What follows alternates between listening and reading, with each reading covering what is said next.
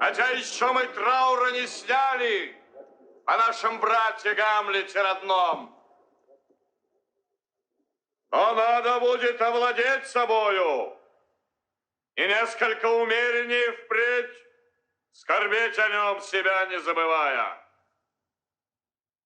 С тем и решили мы в супруги взять сестру и ныне королеву нашу, со смешанными чувствами печали и радости, с улыбкой и в слезах. Со смешанными чувствами. С улыбкой и в слезах. Mit einem heitern, einem nassen Auge. Entremêlant plaisir au deuil, éclat aux noces. При этом шаге мы не погнушались содействием советников, во всем нам давших одобрение. Всем спасибо.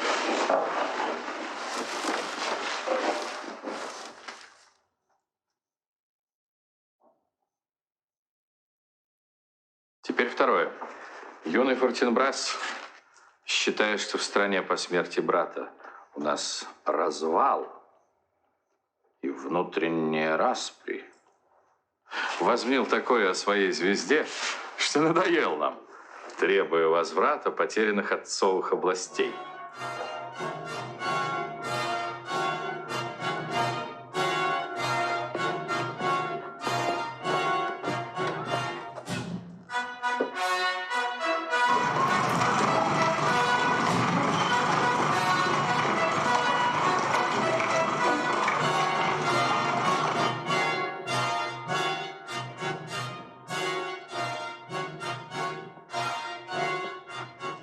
Тут нами извещается в письме король норвежцев, дядя Фортинбрас. По дряхлости едва ли он слыхал о замыслах племянников. Мы просим пресечь их в корне. Итак, Лаэрт, что нового услышим? Шла речь о просьбе. В чем она, Лаэрт? Не больше ладит с сердцем голова. Для пользы рта не больше служат руки, чем датский трон для вашего отца. Что вам угодно? Дайте разрешение во Францию вернуться, государь. Я сам оттуда прибыл для участия в короновании вашем. Но винюсь. Меня опять по истечению долга влекут туда и мысли, мечты. С поклоном хлопочу о дозволении. Ищите счастье в добрый час, Лаэрт. Ну, как наш Гамлет, близкий сердцу сын.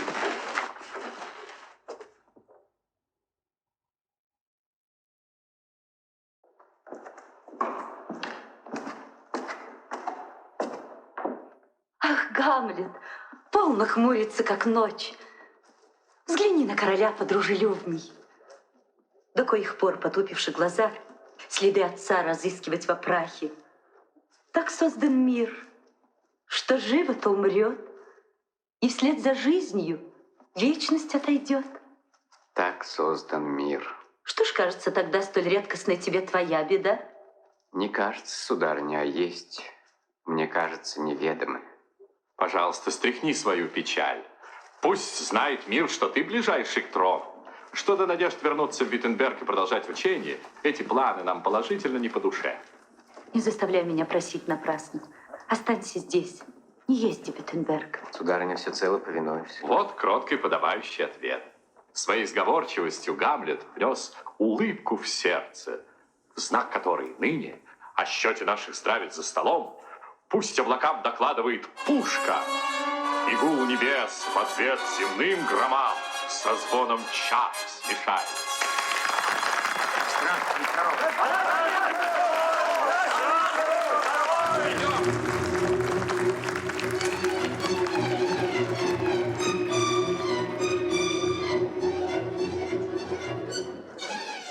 Каким ничтожным, плоским и тупым, мне кажется, весь свет в своих стремлениях. Какая грязь, и все сквернено, как в цветнике, поросшем сплошь бурьяном. Как это все могло произойти?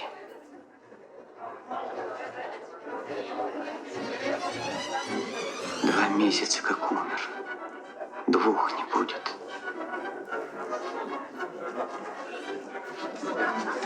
что ж через месяц? Лучше не вникать. О, женщины, вам имя вероломство. Нет месяца и целой башмаки, в которых гроб отца сопровождала в слезах, как Неопея. И она...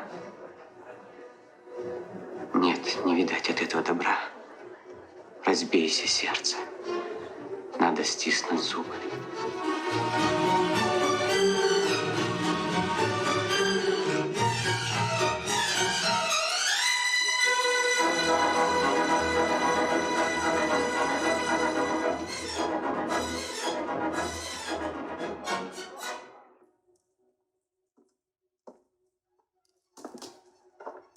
Почтение, принц. Гораций. Раб до гроба. Какой же раб? Мы попросту друзья. Что принесло вас к нам из Виттенберга? Марцел, не так ли? Он, милейший принц. Очень рад вас видеть. Добрый вечер. Зачем приехали в Эльсинор? Тут вас научат пьянству. Я приехал на похороны вашего отца. Мой друг, не смейтесь надо мной. Хотите на свадьбу вашей матери сказать? Да, правда, это следовало быстро. Расчетливость, Гораций. С похорон на брачный стол пошел пирог поминный.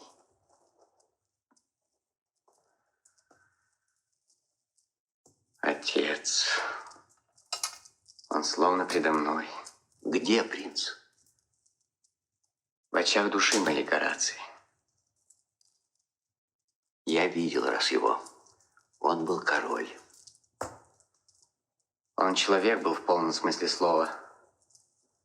Уж мне такого больше не видать. Представьте, принц, он был тут нынче ночью. Был? Кто? Король. Отец ваш. Мой отец. Спокойнее, сдержите удивление и выслушайте. Я вам расскажу. Меня поддержат эти очевидцы. Неслыханное что-то. Поскорее. Подряд 2 ночи с этими людьми, Бернардо и Марцеллом на дежурстве, среди мертвой беспредельности ночной. Творится вот что. Некто неизвестный, в вооружении с ног до головы, и сущий ваш отец проходит мимо державным шагом. Я стал на стражу с ними в 3-ю ночь. И, подтверждая это все дословно, в такой же час проходит та же тень.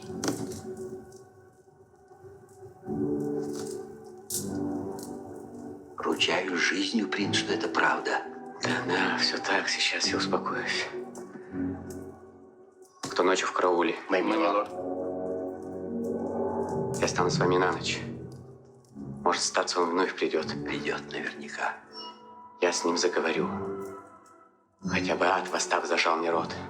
А к вам есть просьба. Как вы скрывали случай до сих пор, так точно и вперед его таите. Около 12 я выйду и навещу вас. Ваши слуги, принц. Не слуги, а теперь друзья. Прощайте.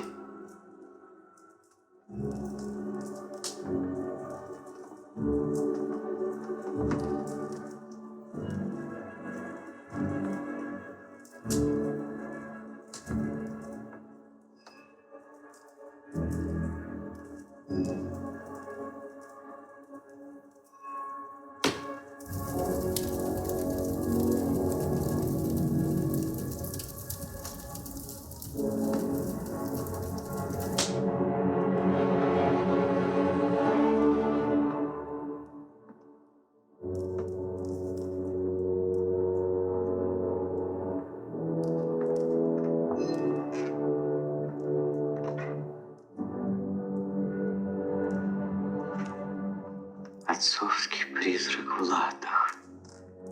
Быть беде. Обман какой-то. Только бы стемнело. Терпи, душа. Засыпь хоть всей землей деяния темные. Их тайный след позднее или раньше выступит на свет.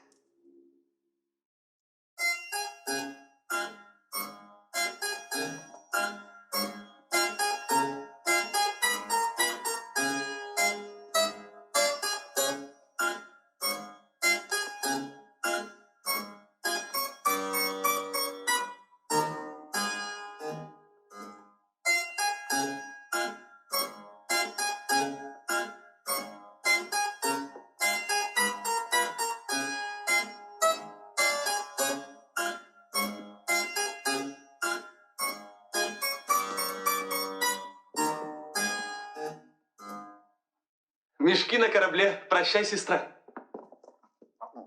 Пообещай не упускать оказий. И при попутном ветре не дремли, и вести шли. Не сомневайся в этом. А Гамлета ухаживание – вздор. Считай их блажью, шалостями крови. Не более. Не более? Не более.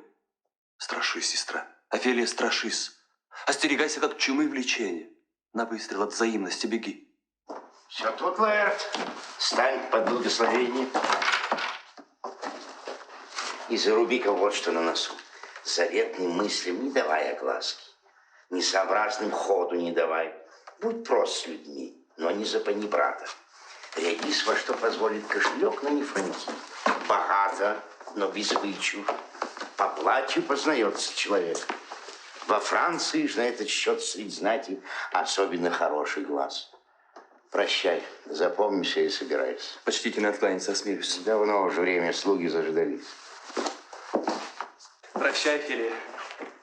И твердо помни, о чем шла речь. Замкну в душе, а ключ возьми с собой. Счастливо оставаться.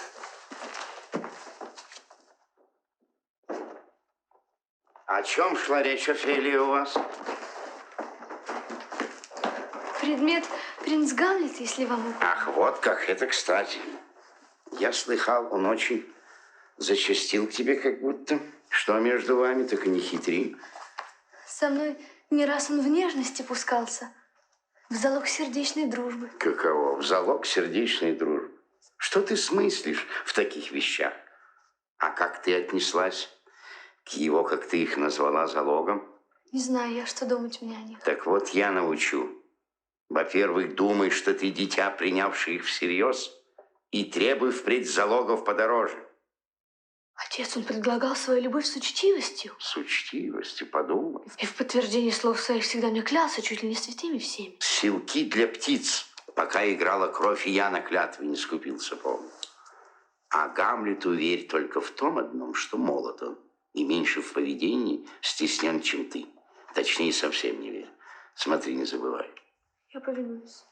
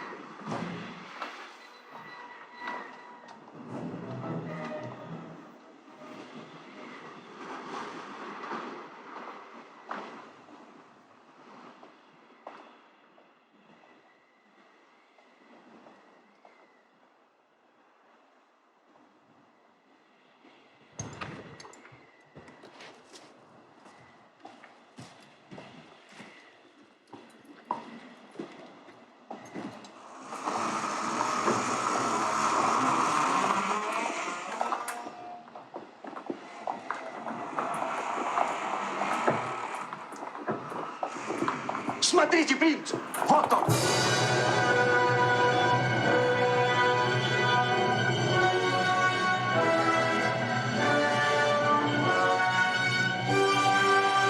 Святитель небесный, спасите. Он подал знак, чтобы мы с ним удалились. Как будто что-то хочет сообщить вам одному. Смотрите, как упорно! Он вас зовет подальше в глубину! Но не ходите! Ни за что на свете! А здесь он не ответит. Ступай, иду! Не пусти! Руки прочь! Опомнитесь, не надо! Это голос моей судьбы! Дорогу, господа! Я в духом превращу вас, только тройте! Прочь, сказано! Иди! Я за тобой!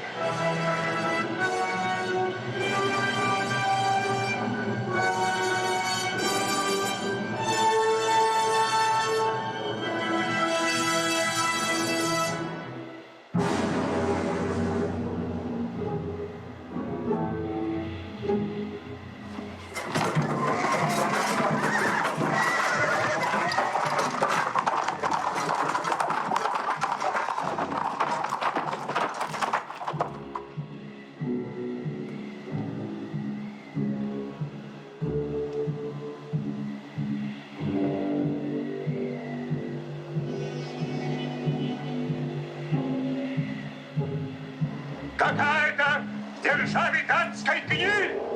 Наставь на путь нас, Господи!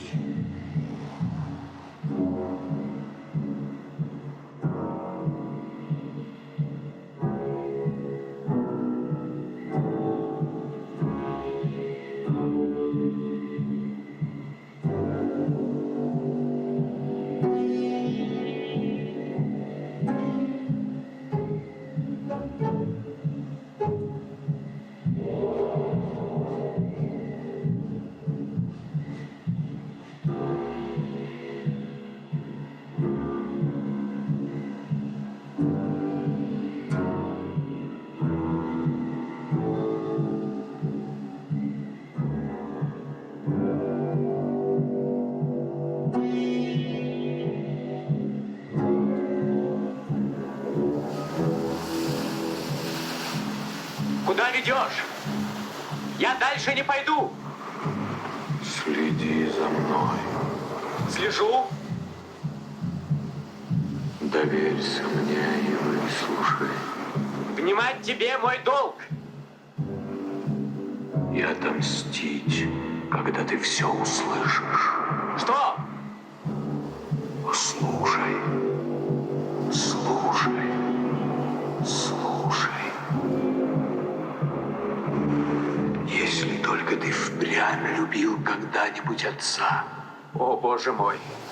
отмсти за подлое его убийство.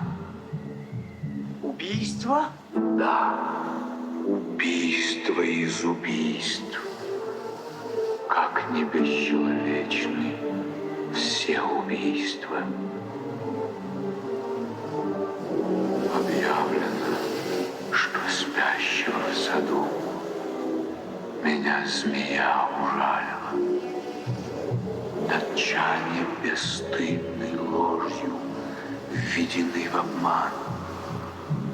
Ты должен знать, мой мальчик благородный, змея, убийца твоего отца, в его короне. О, мои прозрения! Мой дядя! Прелюбодей, увлекший королеву к постыдному сожительству с собой.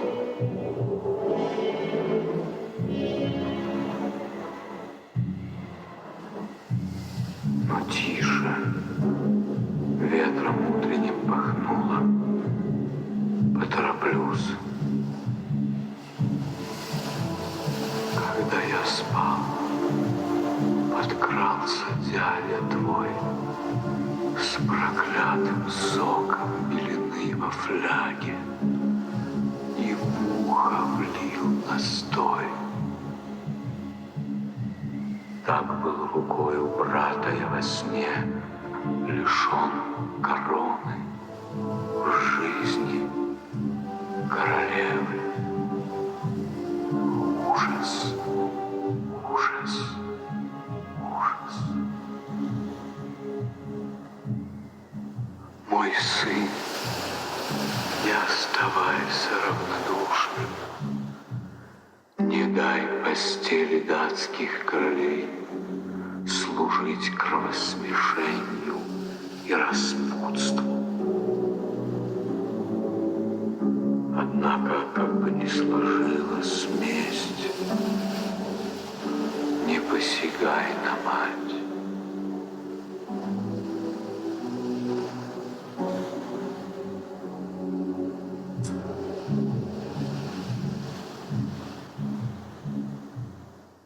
Теперь прощай. Пора. Смотри, светляк, встречая утро, убавляет пламя.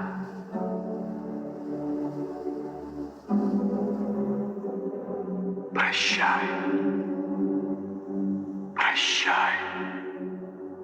И помни обо мне.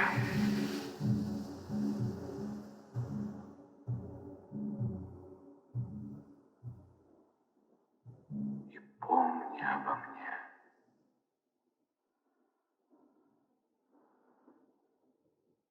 Порвалась дней связующая нить. Как мне обрывки их соединить?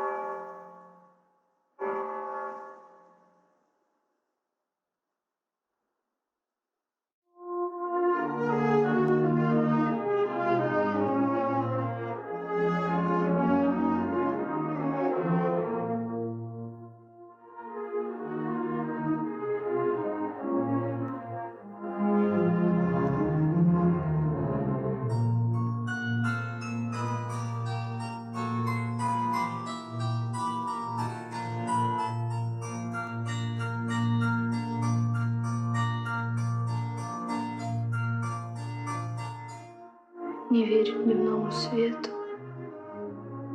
не верю звезде ночей, не верю, что правда где-то, а верю любви моей.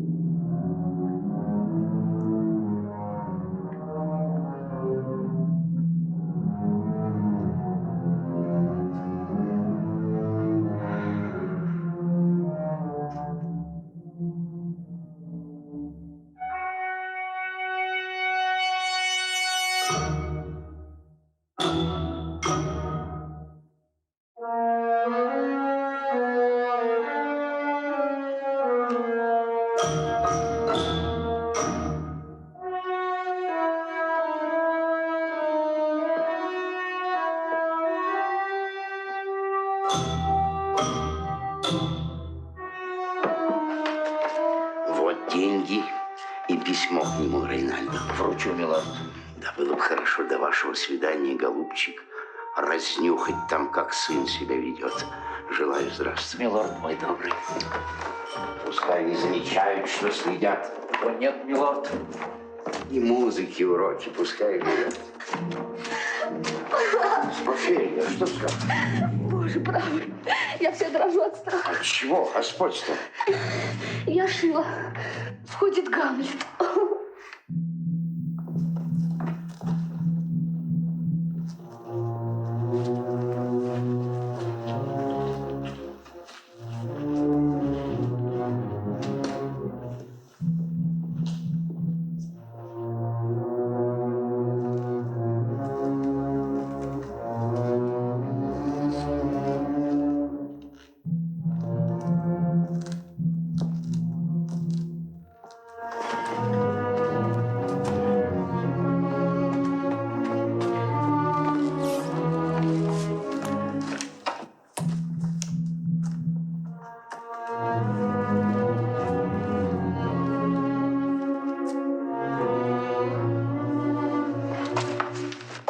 всегда отцом благих вестей.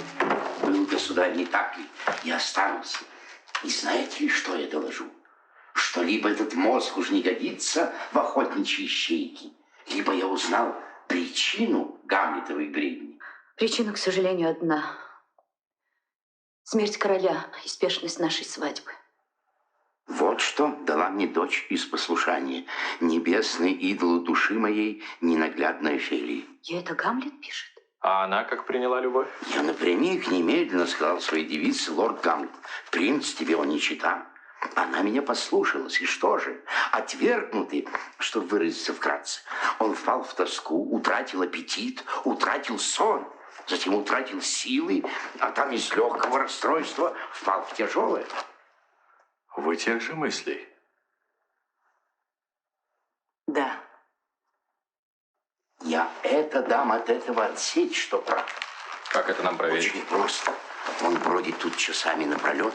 Я дочь к нему подкину в этот час, а мы потом за дверью с вами станем. Я поищу его. Прошу простить.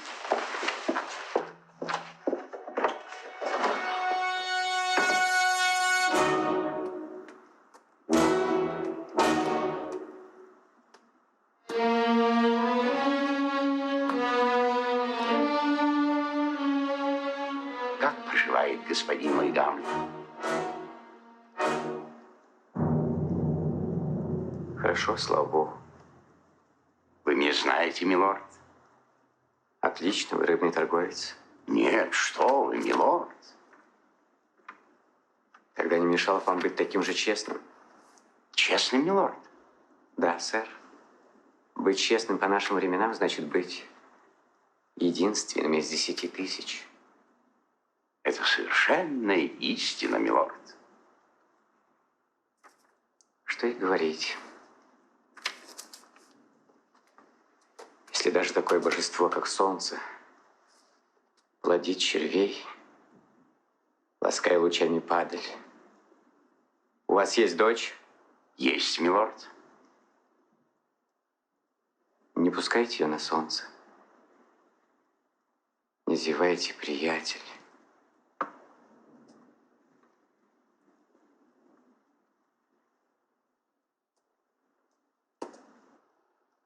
Что читаете, милорд? Слова, слова, слова. А в чем там дело, милорд? Между кем и кем? Нет, я хочу спросить, что написано в книге, милорд. Клевета. В канале «Сатирик» утверждает, что у стариков седые бороды, лица в морщинах, что у них совершенно отсутствует ум и очень слабые ляжки. Всему этому, сэр, я охотно верю, но публиковать это, считай, бесстыдством. Ибо сами вы, милостивый государь, когда-нибудь состаритесь, как я, ежели, подобно раку, будете пятиться задом. Не уйти ли нам подальше с открытого воздуха, милорд? Куда? В могилу? В самом деле, дальше некуда. Досточтимый принц, дайте мне разрешение удалиться. Не мог бы дать ничего охотнее, сэр, кроме моей жизни. Кроме моей жизни. Кроме моей жизни.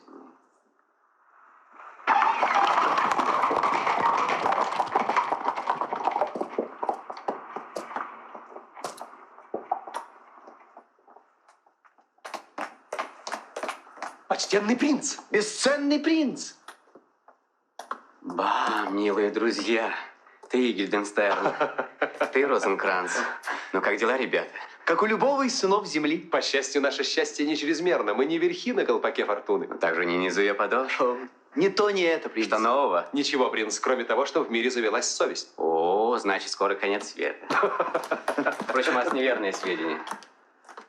Однако, чем прогневали вы, дорогие мои, эту свою фортуну, что нашлет вас сюда, в тюрьму? В тюрьму, принц? Да, конечно, Дания тюрьма. Тогда весь мир тюрьма, принц? О, притом образцовая, со множеством арестантских темниц и подземелий, из которых Дания наихудшая. Мы не согласны. Не согласны, принц. Ну, значит, для вас она не тюрьма, ибо сами по себе вещи не бывают ни хорошими, ни дурными, только в нашей оценке. Для меня она тюрьма. Но однако чем умствовать? Не пойти ли нам лучше ко мне? И бог, я едва соображаю. Мы будем неотступно следовать за вами. С нашими услугами, принц? Да нет, к чему же? Мои слуги стали слишком хорошо смотреть за мной в последнее время. Но, положа руку на сердце, зачем вы были с Ноли? В гостях у вас, принц, больше ни зачем. И моя бедность, и малая моя благодарность, я благодарю вас. За вами не посылали? Ваш приезд доброволен? Пожалуйста, по совести, а? Ну как? Что нам сказать, милорд? Да что угодно, только не к делу. Я знаю, добрый король и королева посылали за вами. С какой целью, принц? Но это уж вам лучше знать. Ну так и заклинаю вас былой дружбой, единомыслием, любовью, без изворотов со мной. Посылали за вами или нет? Милорд, за нами посылали. Хотите, вам скажу, зачем? Таким образом, моя догадка предупредит вашу откровенность. И ваша верность тайне короля и королевы не полиняет ни перышка. Недавно, не знаю почему, я потерял всю свою веселость и привычку к занятиям. Мне так не по себе, что этот цветник мироздания, земля, кажется мне бесплодной скалою. А этот необъятный шатер воздуха с неприступно вознесшейся твердью, этот, видите ли, царственный свод, выложенный золотой искрой, на мой взгляд, просто-напросто скопление вонючих и вредных паров. Какое чудо природы человек! Как благородно рассуждает, с какими безграничными способностями, как точен и поразительным по складу и движениям, поступками, как близок к ангелам, почти равен Богу разумением, краса вселенной, венец всего живущего.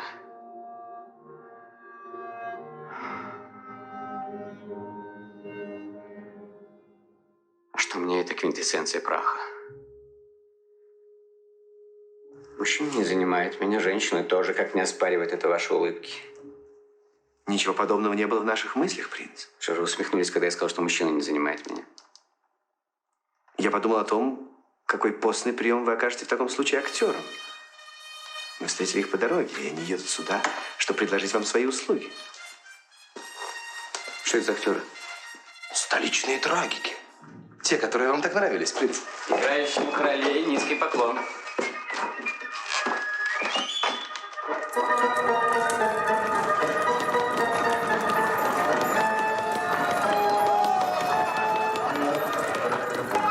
В понятие радушия входят такт и светские условности. Обменяемся их знаками, чтобы после моей встречи с актерами вы не подумали, что с ними я более любезен. Ваши руки, товарищи. Еще раз с приездом в Эльсинор, господа. Но мой дядя-отец и тетка-матушка ошибаются. В каком отношении, милорд? Я помешан только в Норд-Норд-Вест. При южном ветре я еще могу отличить сокола от цапли. Здравствуйте, господа! Милости просим! Ба, старый друг, скажите, какой бородой завесился с тех пор, как мы не видались? Приехал, прикрывшись ею, подсмеиваться надо мною в Дании. Рад вам всем! Царица небесная, вы на целый венецианский каблук залетели в небо с нашей последней встречи. Будем надеяться, что голос ваш не фальшивит, как золото, изъятое из обращения. Милости просим.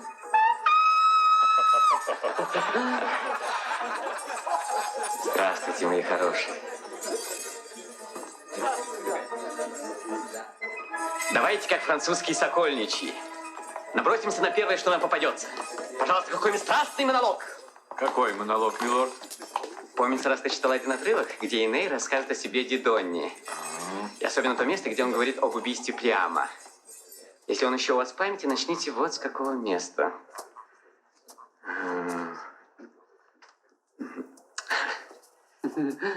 Свирепый пир, то, что как зверь герканской. Нет, не так. Ну, начинается с пира. Свирепый пир, чьи черные доспехи, мрак души напоминали ночь. Браво, браво. Продолжайте сами.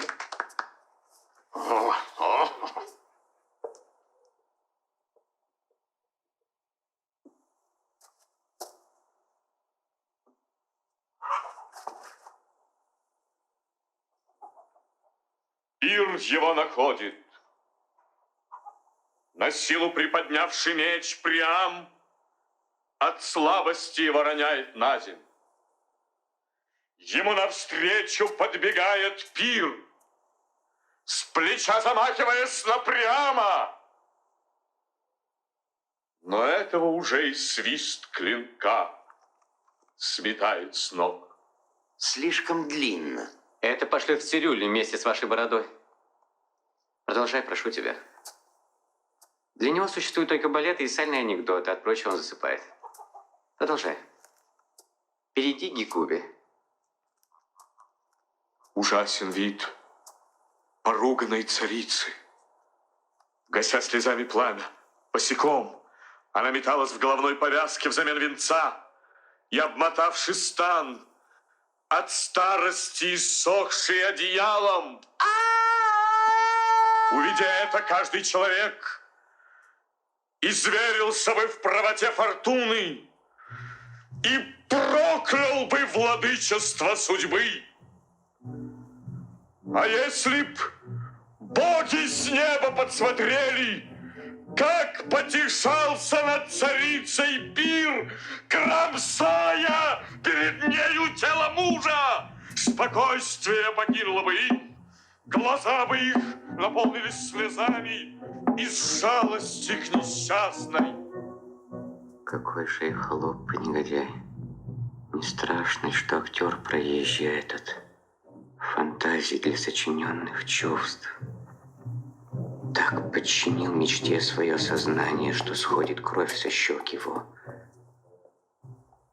Глаза туманят слезы, замирает голос, и облик каждой складкой говорит, чем он живет. А для чего в итоге? Из-за Гекубы. Что он Гекубе? Что ему Гекуба? А он рыдает. Что бы натворил, будь у него такой же повод к мести, как у меня. А, черт, проснись, мой мозг.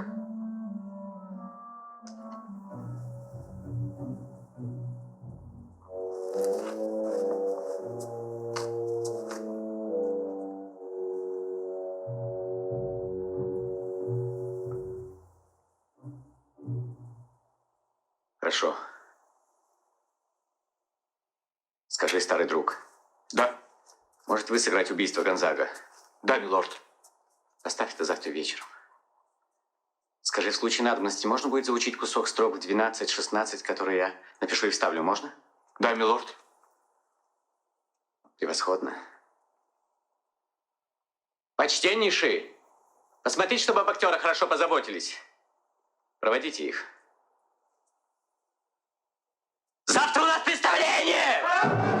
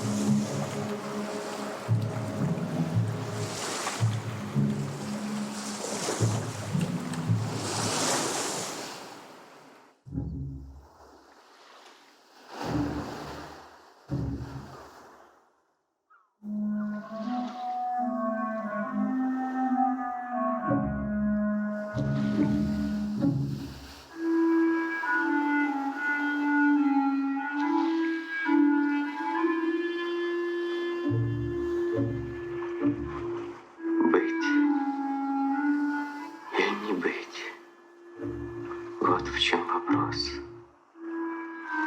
Достойно ли смиряться под ударами судьбы? Или надо оказать сопротивление и в смертной схватке с целым морем бед покончить с ним? Умереть, забыться. И знать, что этим обрываешь цепь сердечных мук и тысячи лишений, присущих телу. Это ли не цель желанная? Скончаться, сном забыться, уснуть и видеть сны.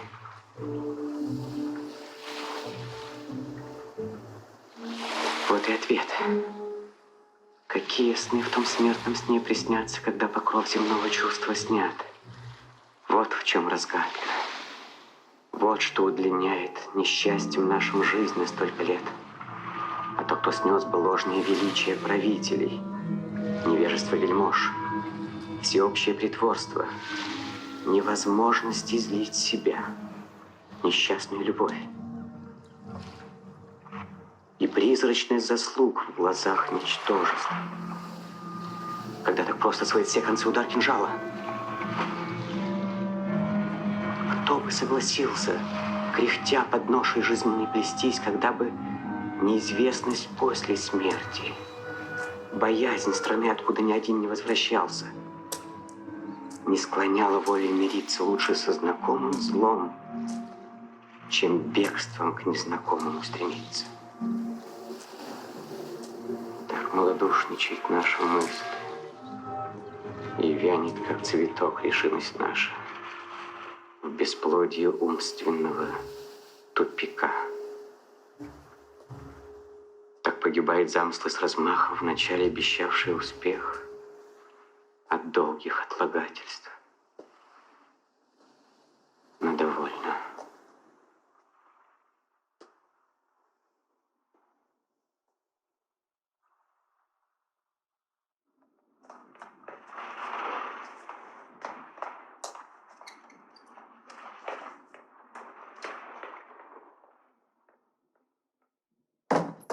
Офелия, сударь, прогуливайся. Государь, извольте всемилостиво скрыться. Дочь, возьми для вида книгу.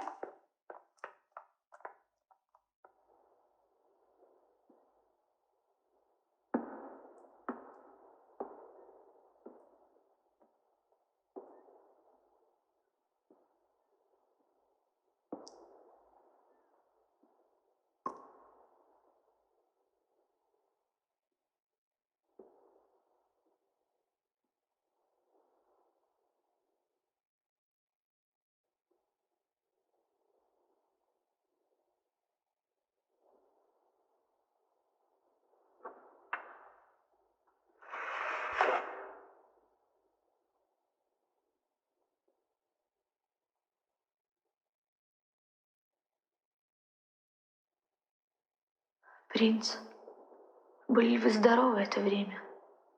Благодарю. Вполне. Принц, у меня от вас есть подношения. Я вам давно хотела их вернуть. Возьмите их. Да полно.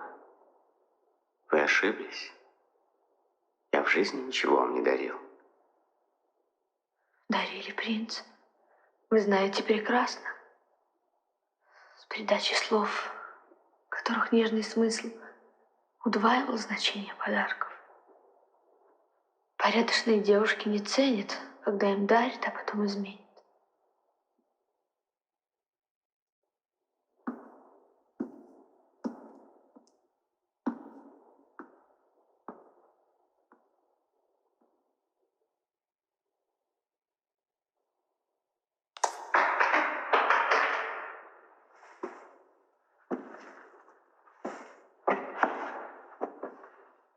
Вы порядочная девушка Милорд, и хороши собой. что разумеет ваша милость?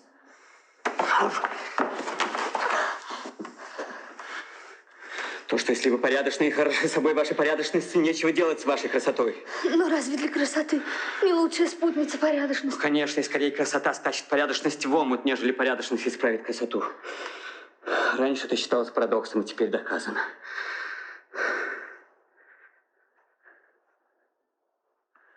Я вас любил когда-то. Действительно, принц, мне верилось. Не надо было верить, я не любил вас. Тем более я обманулась. Ступай в монастырь. Чего плодить грешников? Какого дьявола? Люди вроде меня толкутся между небом и землей. Все мы кругом обманщики. Не верь никому из нас. Где твой отец? Дома, милорд. Надо запирать за ним покрепче, чтобы он разыгрывал дурака только с домашними. Прощай. Святые силы, помогите им. Если тебе непременно надо мужа, выходи за глупого. Слишком уж хорошо знает умный, каких чудищ вы из них делаете. Ешь. Довольно, на этом я спятил. Никаких свадеб. Кто жил в браке, пусть остается в супружестве. Все, кроме одного. Остальные пусть воздержатся. Ступай, монахини.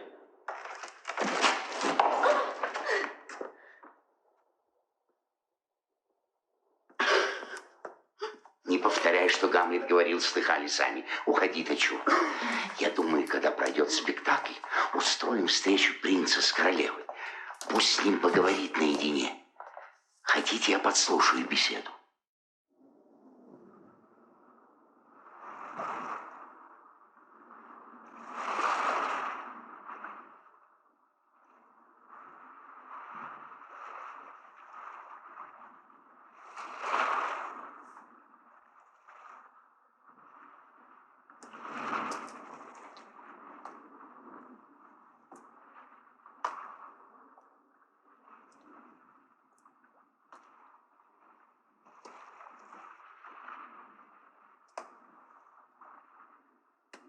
Не пилите воздух вот это руками.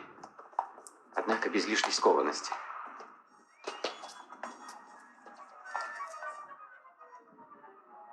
Во всем слушайтесь внутреннего голоса. Говорите, пожалуйста, роль, как я вам показывал, легко и без запинки. Если вы собираетесь ее горланить, как большинство из вас, лучше было бы передать ее городскому глашатую. Будьте покойны, ваша светлость. Пойдите, приготовьтесь.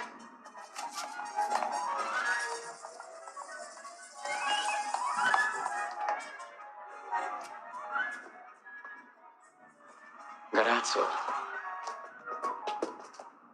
Сейчас мы королю сыграем пьесу. Я говорил тебе про смерть отца. Там будет случай, схожий с этой смертью. Когда начнется этот эпизод, будь добр, смотри на дядю, не мигая. Вопьюсь и я, после сопоставим итоги наблюдений. По рукам.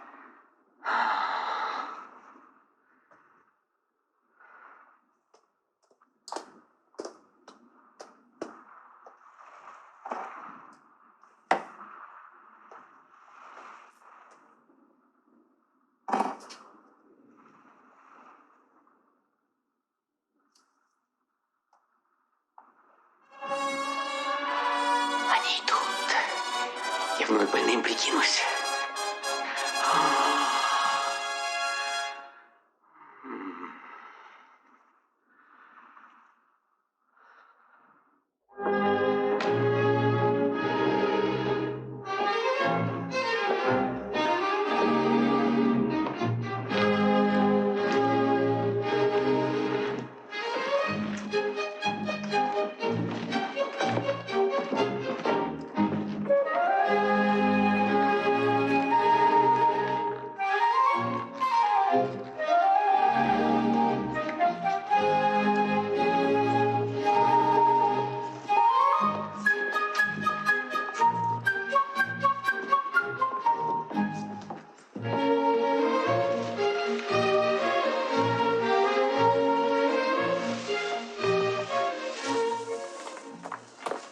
Как здравствует принц крови нашей Гамлет? Верите ли, превосходно? По-хамелеонски. Питаясь воздухом, начиненным обещаниями. Так не откармливает и куплунов. Это ответ без связи, Гамлет, он ко мне не относится. А ко мне и подавно. Милорд, вы играли на сцене в свою бытность в университете, не правда ли? Играл, милорд, и считался хорошим актером. Кого же вы играли? Я играл Юлия Цезаря. Меня убивали в Капитолии. Брут убил меня. С его стороны было брутально убивать такого капитального теленка. Актер готовы? Да, милорд. Они ждут ваших приказаний. Поди сюда, милый Гамлет. Сядь рядом. Нет, матушка, тут магнит попритягательней. Ого, слыхали? Леди, можно к вам на колени? Нет, милорд. Если виноват, можно голову к вам на колени?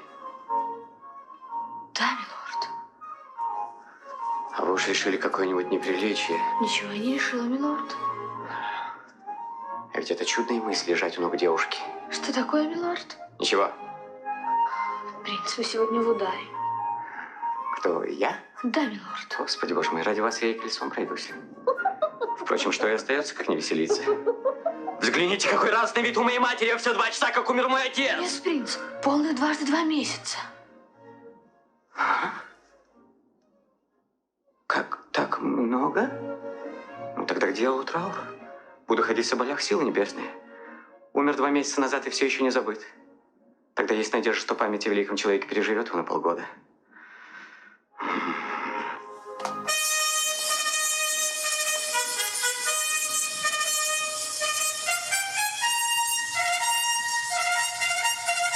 Перед нашим представлением мы просим со смирением нас выслушать с терпением.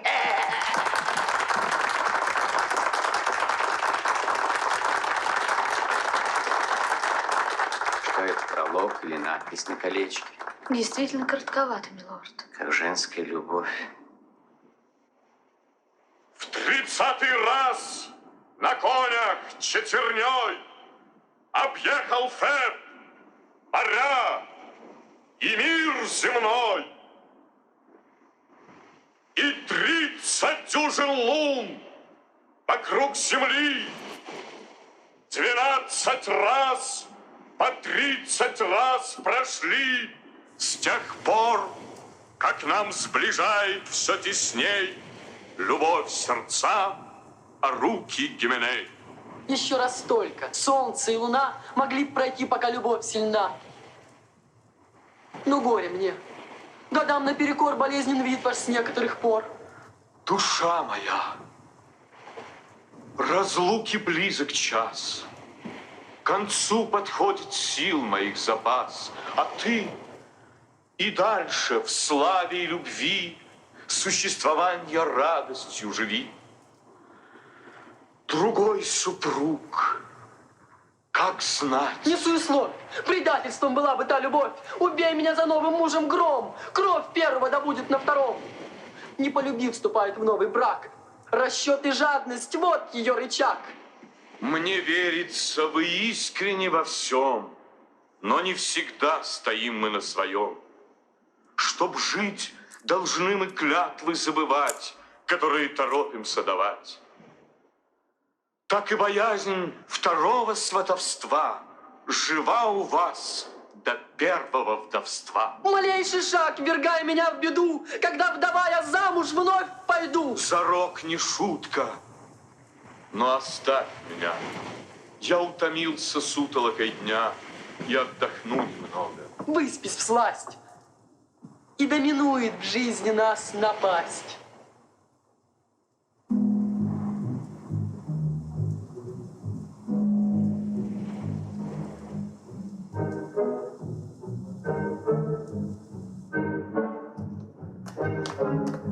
Сударыня, как вам нравится пьеса? По-моему, леди слишком много обещает. О, ну она сдержит слово. А вы знаете содержание? В нем нет ничего предосудительного. Нет, нет, все это в шутку. Отравление в шутку. Ровно ничего предосудительного. Как название пьесы? Мышеловка. Но в каком смысле? Фигуральном. Пьеса изображает убийство, совершенное в Вене. Вот вы сейчас увидите. Это припакостнейшая проделка. Имя герцога Гонзага. Но нам что с вами? Ваше Величество, и нас наши часы совести это не касается. Пусть кляча легается, если у нее зашиблены задние ноги, наши кости в порядке. О, это никто Луциан, племянник короля.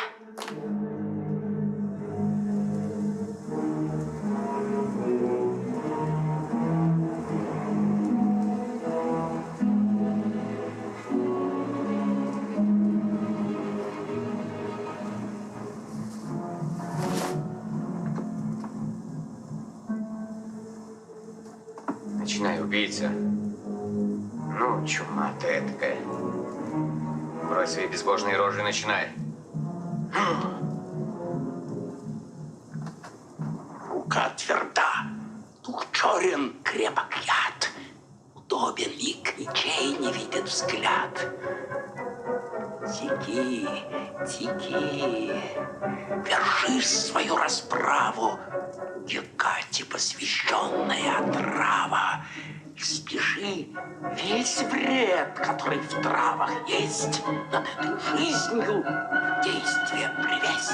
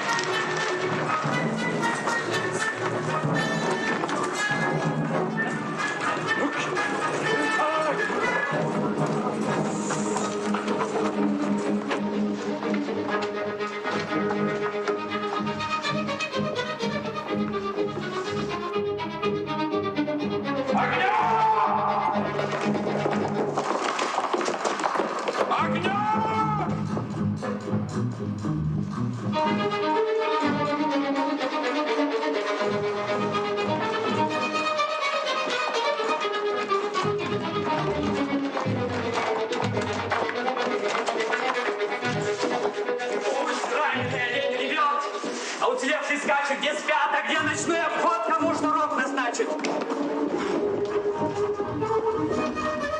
О, Горацио. 1000 фунтов за каждое слово призрака. Ты заметил? Ну еще бы. Когда начали играть сцены отравления. Я с него глаз не спускал.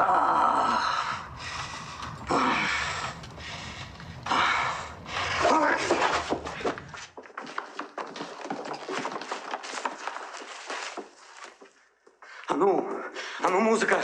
Ну-ка, флейтисты. Раз королю не интересна пьеса, нет для него в ней, значит, интереса. А ну-ка, а ну, музыка.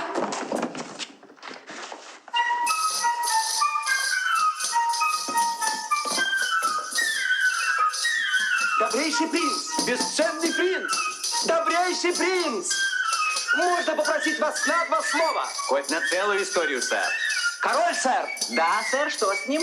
удалился к себе и чувствует себя очень скверно. От вина, сэр? Нет, сэр, скорее от желчи. Остроумнее было бы сказать это его врачу. Если я пропишу ему свое слабительное и поставить как бы желчь, не развелась у нее еще сильнее. Добрейший принц, введите свою речь в какие-нибудь границы. Пожалуйста, весь смирение и слух. Королева ваша матушка в крайнем удручении послала меня к вам. Милости просим. Нет, добрейший принц. Сейчас эти любезности ни к чему. Если вам угодно дать мне надлежащий ответ. Не могу, сэр. Чего, милорд? Дать вам надлежащий ответ. У меня мозги не в порядке.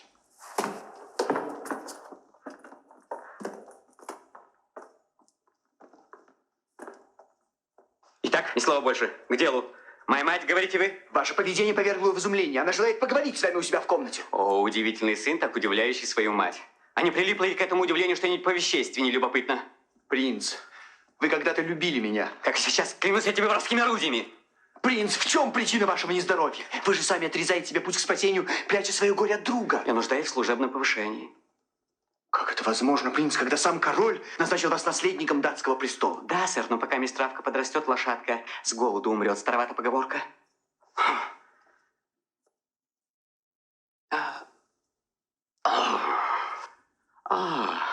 Флейты. Дайте мне одну на пробу. Отойдите в сторону. Что это вы все вьетесь вокруг, точно хотите загнать меня в какие-то сети? О, принц, если мое участие так навязчиво, значит, так безоговорочно моя любовь. Я что-то не понял. Ну да все равно, вот флейта. Сыграйте на ней что-нибудь. Принц, я не умею. Ну, я прошу вас. Но я не знаю, как за это взяться. Это так же просто, как лгать. Перебирайте отверстия пальцами, вдувайте ртом воздух, из нее польется нежнейшая музыка. Видите, вот клапаны. У меня ничего не выйдет, я не учился.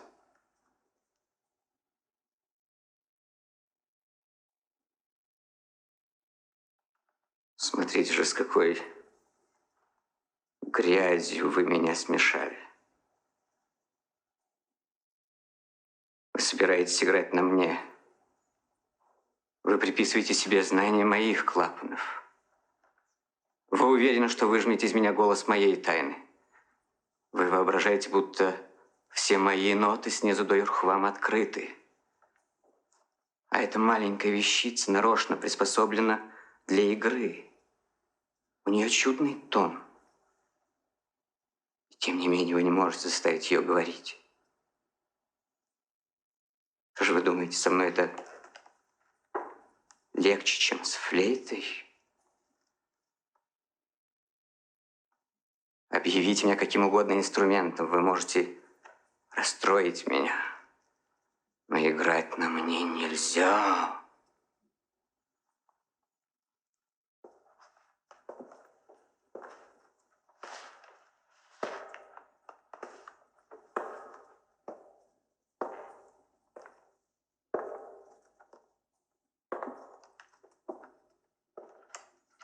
Сейчас я подпишу вам свой приказ и в Англию отправлю принца с вами. Наш сан не терпит, чтобы с угла всегда подстерегал нас случайность в лице безумца. Сверемся в путь. Священно в корне это попечение. О тысячах, которые живут лишь вашего величества заботой. Храни вас Бог. Кончина короля не просто смерть. Она уносит в бездну всех близстоящих. Пожалуйста, скорее изберитесь в путь. Он к матери пошел в опочивальню. Но ваша правда, мать тут не судья. Она лицеприятна. Не мешает, что был при этом кто-нибудь другой и наблюдал. Благодарю вас, друг мой.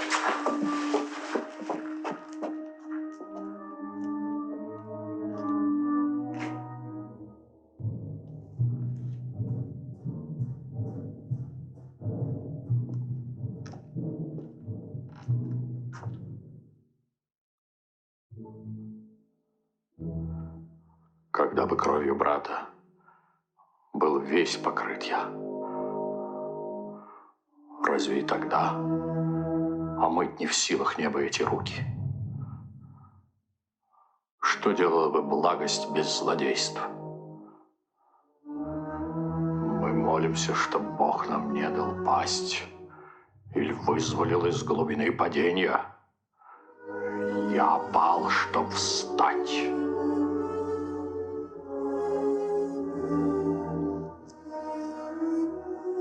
Какими же словами молиться тут? Прости убийство мне? Нет, так нельзя. Я не вернул добычи.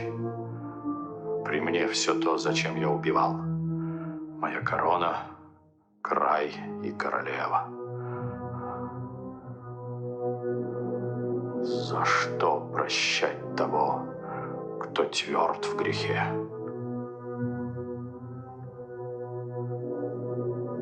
Ведь перед небом в подлинности голой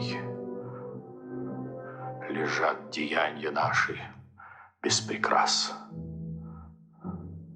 И мы должны на очной ставке с прошлым держать ответ.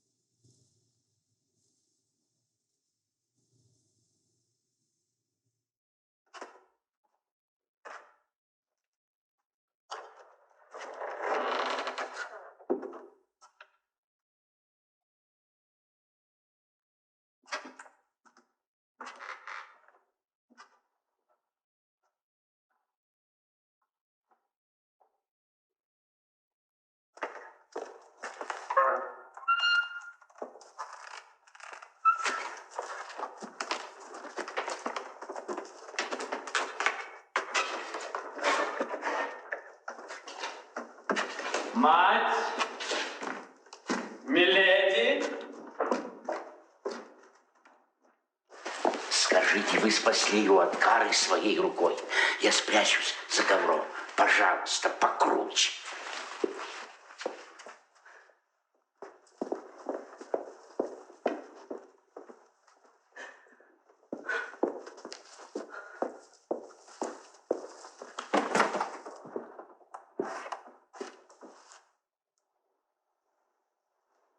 Ну, матушка, чем вам могу служить? Зачем отца ты оскорбляешь, Гамлет? Зачем отца вы оскорбили, мать? Ты говоришь со мной как невежа. Вы спрашиваете, как лицемер. Что это значит, Гамлет? Что вам нужно? Ты помнишь, кто я? Помню. Вот вам крест. Вы королева. В браке с братом мужа. И к моему прискорбию мать моя. Так пусть с тобой поговорят другие. Не с места. Сядьте. Я вас не пущу. Зеркало поставлю перед вами, где вы себя увидите насквозь. Что ты задумал? Не подходи!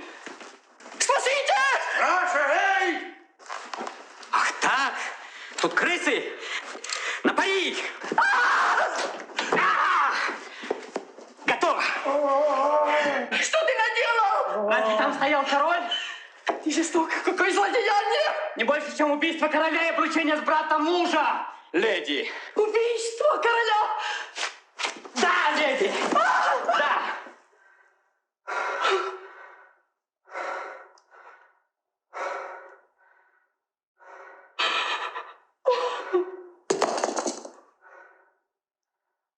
Прощай, вертлявый глупый хлопотун.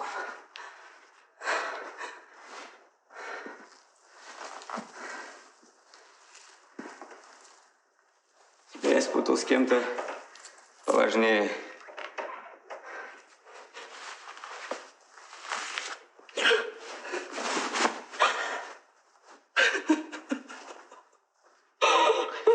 Ты видишь, суетливость не к добру. Вы садитесь, рук ломать не надо. Я сердце вам сломаю, если все же, но из бьющегося материала и пагубные науки не сплошь его от жизни в бронзу заковали. Что я такого сделала, что ты так груб со мной?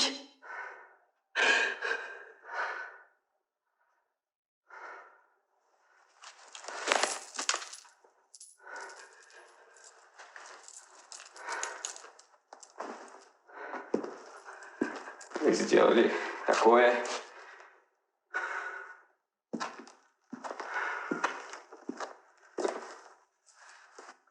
Вот два изображения. Вот.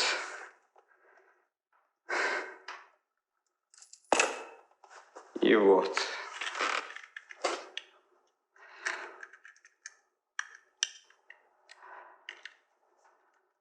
На этих двух портретах лица братьев. Смотрите, сколько прелести в одном. Собрание качеств, в каждом из которых печать какого-либо божества, дающих звание человека. Это ваш первый муж.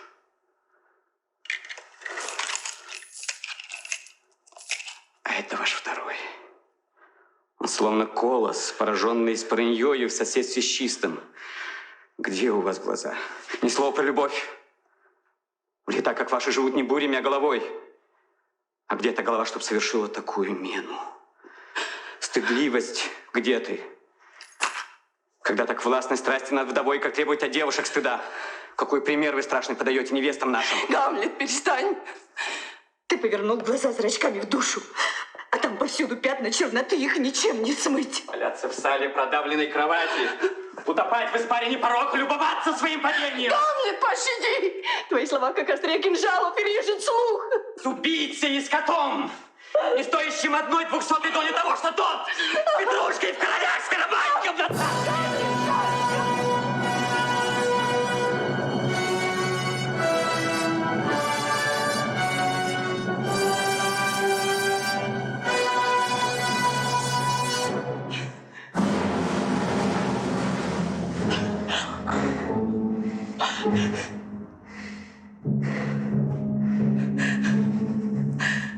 Что с тобой?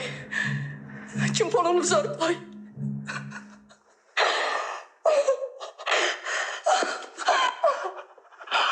Все это плод твоей больной души.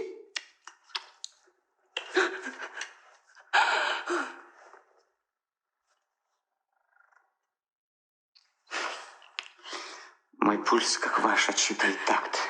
И так же бодр. Нет нарушения смысла в моих словах. Переспросите вновь. Я повторю их. А больной не смог бы.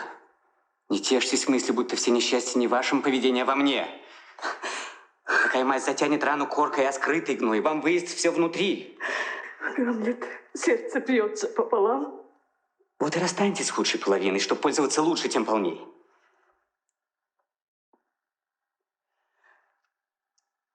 Спокойной ночи.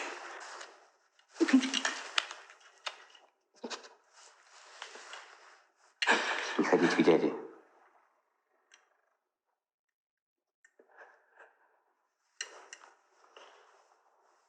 Что касается до старика, о бедняке об этом сожалею. Я тело уберу и сам отвечу за эту кровь. Еще раз. Добрый сон. Из жалости я должен быть суровым. Несчастья начались. Готовьтесь к новым.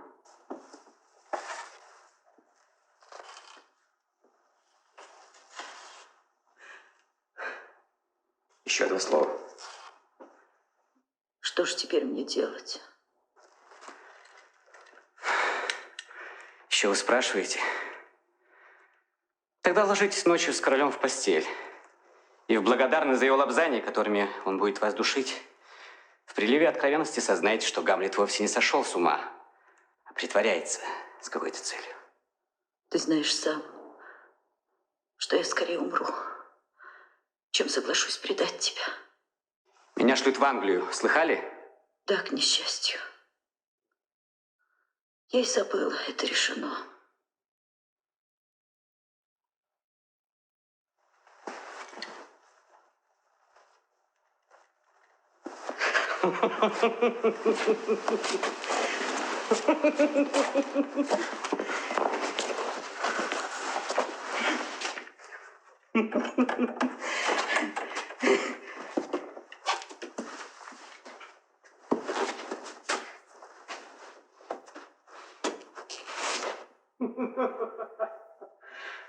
Покойной ночи, матушка!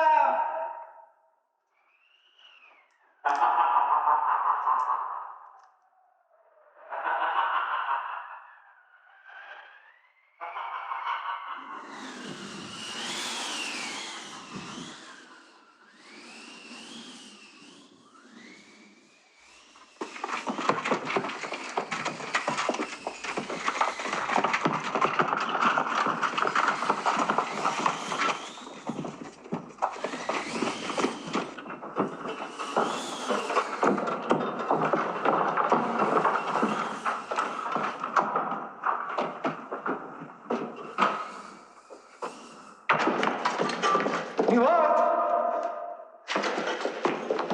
Милорд! Принц Гамлет!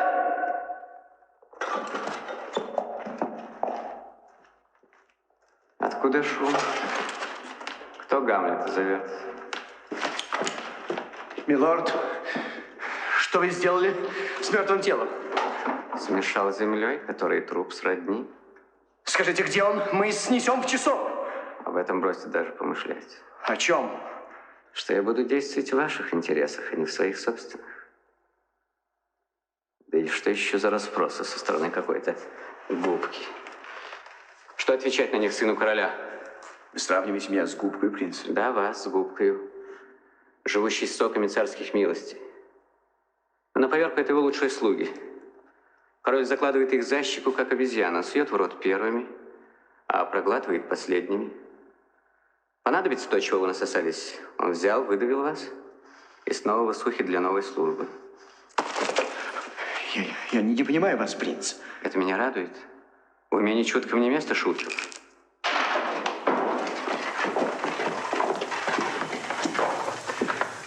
Милорд, вы должны сказать, где тело, и пойти с нами к королю. Тело во владении короля, но король не во владении телом. Да и какую роль играет тут король? Милорд, король! Не более чем 0. Гуси-гуси, домой. Серый волк за горой, ведите меня к нему.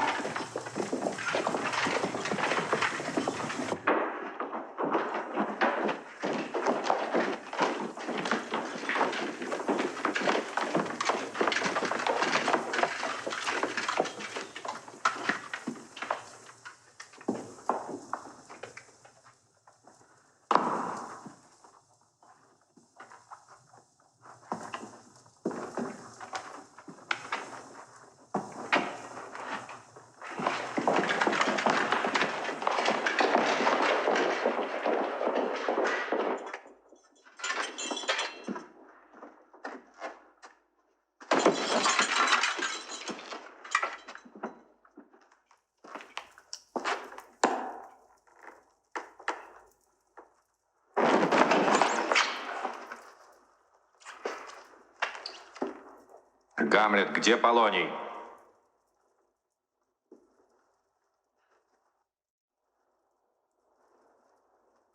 На ужине. На ужине? На каком? На таком, где есть не он, и идет его самого. Сейчас за него уселся сын ключевей со всей земли. Червь. Что ни говори, единственный столб всякого истинного порядка. Мы откармливаем всякую живность себе в пищу. И откармливаем себя в пищу червя. Возьмете ли толстяка короля или худого горемыку? Это только 2 блюда к столу, 2 кушанья. А суть одна.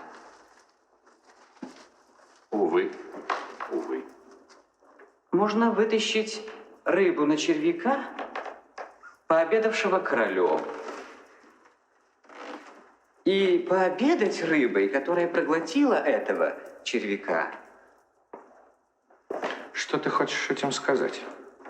Ничего. Кроме того, что король может совершать круговые объезды по кишкам нищих. Где Полоний? На небе. Пошли посмотреть. Если послан не вернется, поищите сами. Во всяком случае, если он не сыщется раньше месяца, вы носом почуете его у входа на галерею. Наведайтесь, где сказано. Он вас ждет, не дождется. Кровавая проделка это, Гамлет, заставит нас для целости твоей без промедления сбыть тебя отсюда. Изволь спешить. Корабль у берегов. Подул попутный ветер, и команда готова морем в Англию отплыть. Как в Англию? Да, в Англию. Прекрасно. Ну что ж, в Англию так в Англию. Прощайте, дорогая матушка. Дорогой отец, ты хочешь сказать? Нет, мать. Отец и мать, муж и жена. Муж и жена плоть един, значит, все равно. Прощайте, матушка. В Англию. Вот оно что.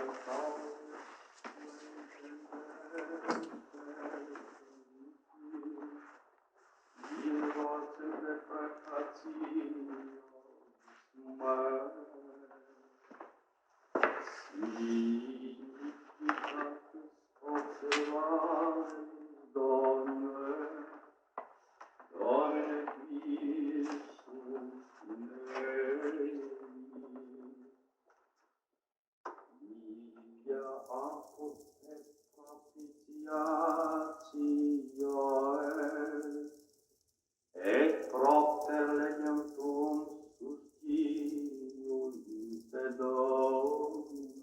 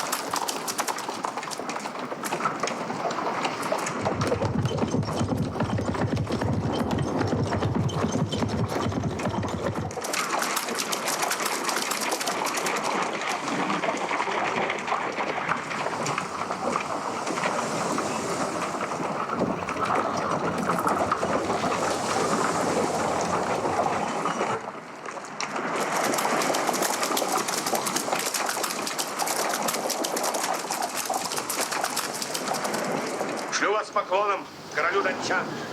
Скажите, капитан, что по трактату страну пересекает Фортенбрас. Где сборный пункт, вы знаете.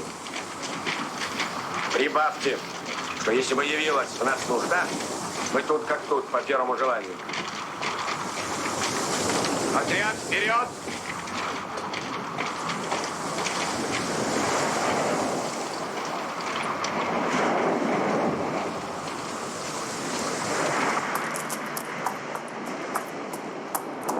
Чье это войско?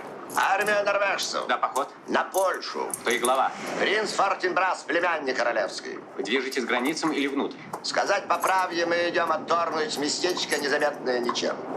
Лишь звание, что земля. 5 дукатов я б не дал за участок, да и тех не выручить Норвегии и Польши. Отдай мне в аренду этот клад. Какой полякам смысл в ее защите? Туда уж стянут сильный гарнизон. Покорнейше благодарю вас, сэр. Храни вас Бог.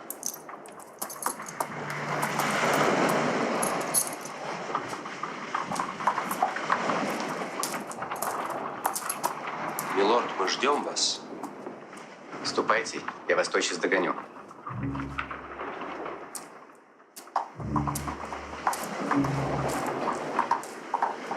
Двух тысяч душ, десятков тысяч денег не жалко за какой-то сеноплок. Так в годы внешнего благополучия людей здоровых постигает смерть от внутреннего кровоизлияния.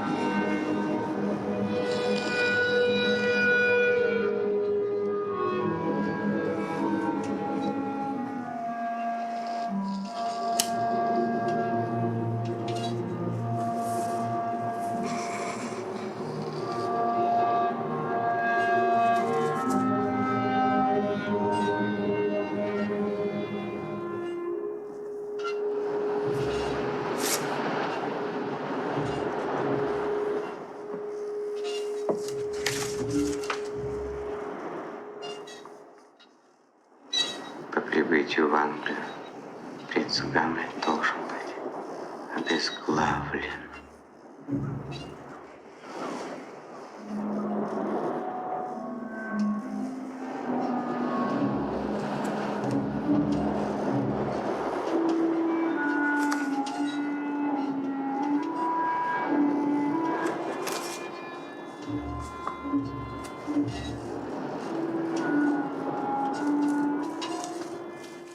Ну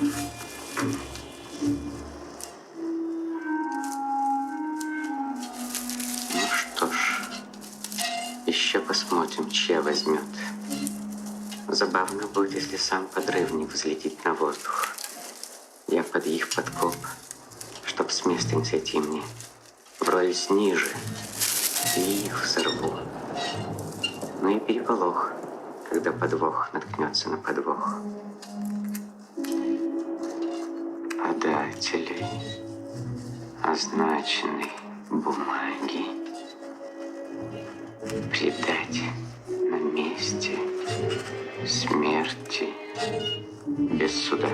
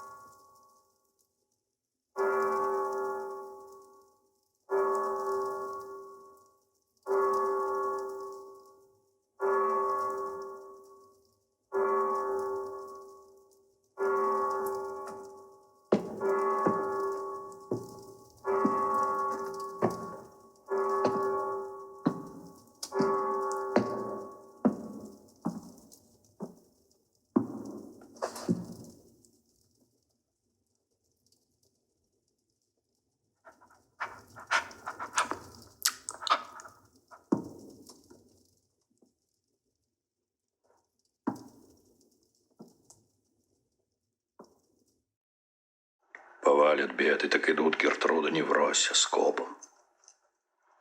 Первую была глухая смерть Полония. Вторую — необходимость Гамлета сослать куда-нибудь подальше. Третье — горе. Народ ворчит. Вся муть всплыла со дна, и все рядят и судят о кончине Полония.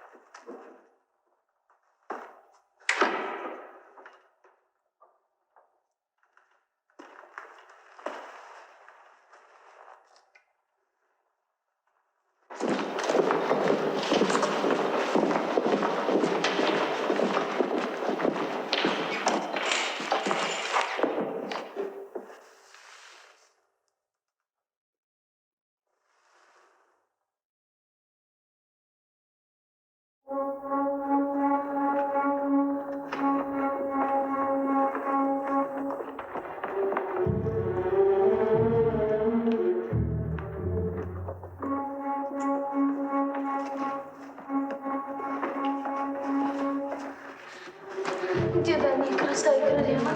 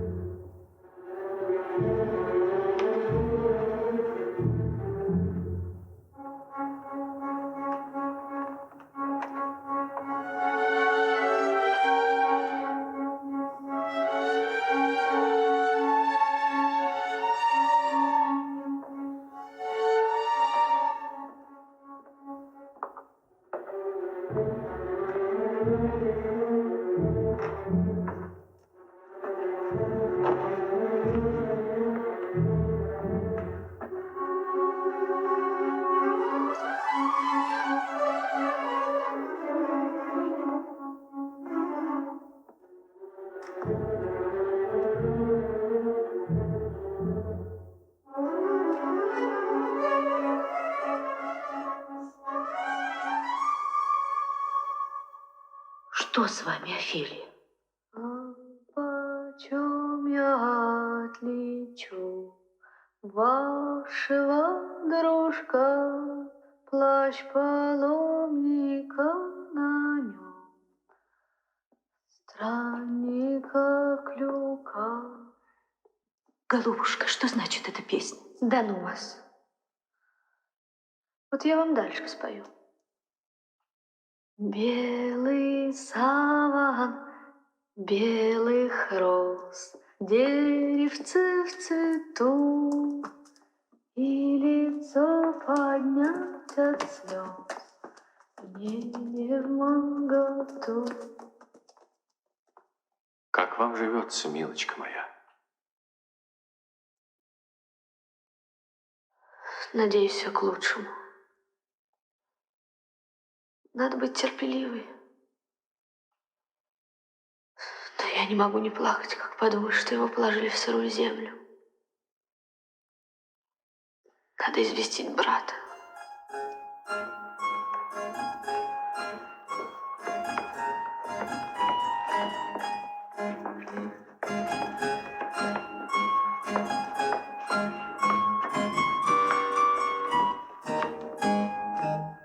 Спасибо за доброе участие. Поворачивай, моя карета. Спокойной ночи, леди. Спокойной ночи, леди.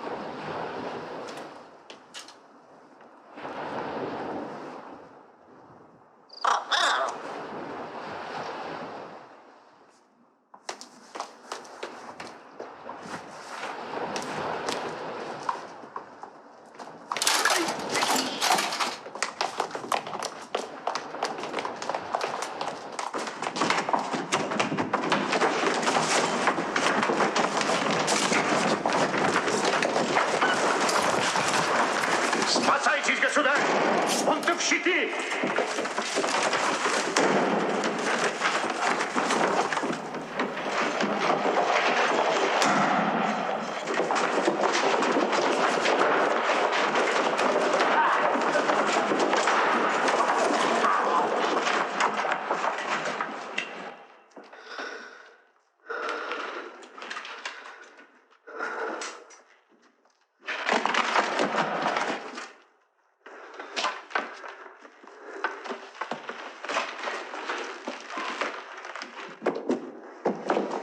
Уйдите, господа. Оставьте помещение. Благодарю. Займите вход.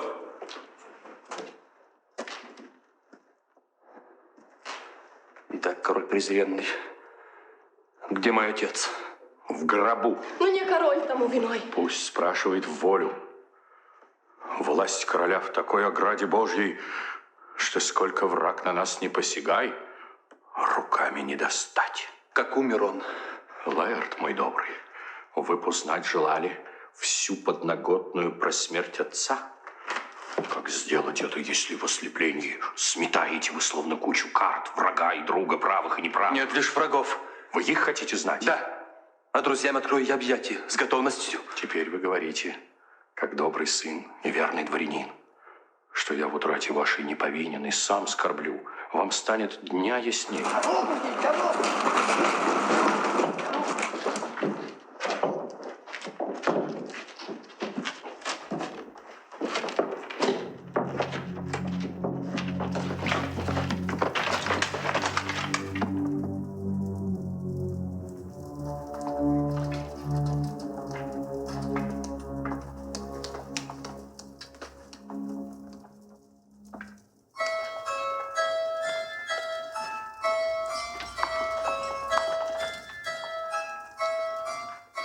Без крышки гроб его несли. Скок со всех ног. Ручьями слезы в гроб текли. Прощай, мой голубок. А вы подхватывайте. Скок в яму, скок до дна. Не сломай верить. Это вор, ключник, увезший хозяйскую дочку.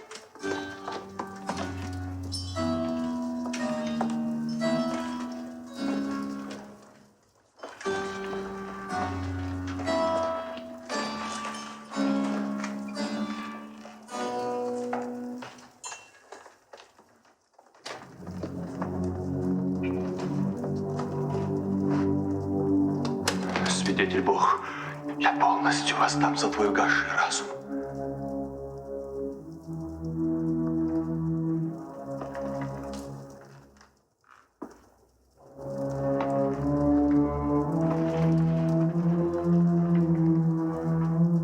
Вот розмарин. Это для памятливости. Возьмите, дружок, и помните. А это Анютины глазки. Это чтоб думать.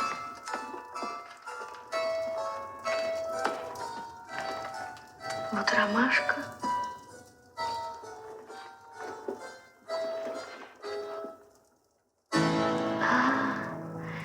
А это несколько стебельков для меня.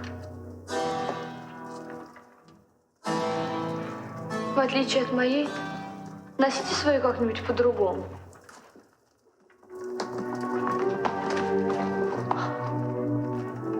Я бы хотела дать вам фиалок, но все они завяли, когда умер мой отец. Говорят, у него был легкий конец.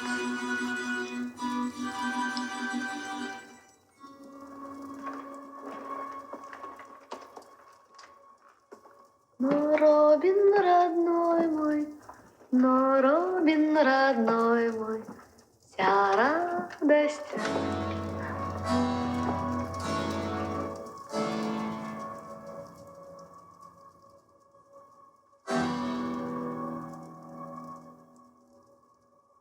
Ты видишь это, Господи.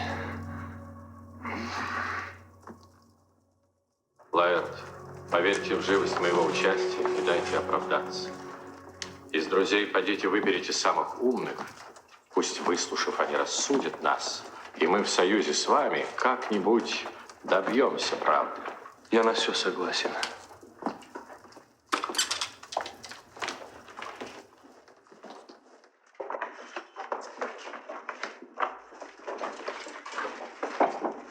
Вы видите, тот самый человек, который вас лишил отца, пытался убить меня. Я вижу.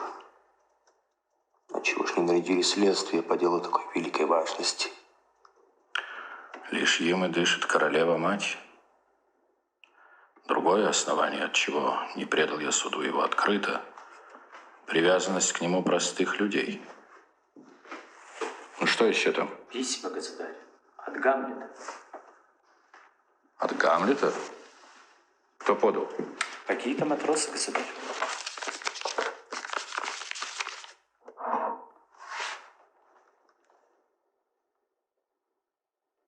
Лаэрт, хотите слушать? Я прочту. Ступайте. Великий и могущественный, узнайте, что я голым высажен на берег вашего королевства.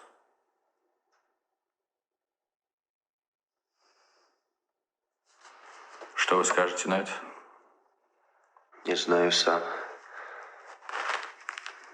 но встретиться хочу. Я буду направлять вас. Направляйте.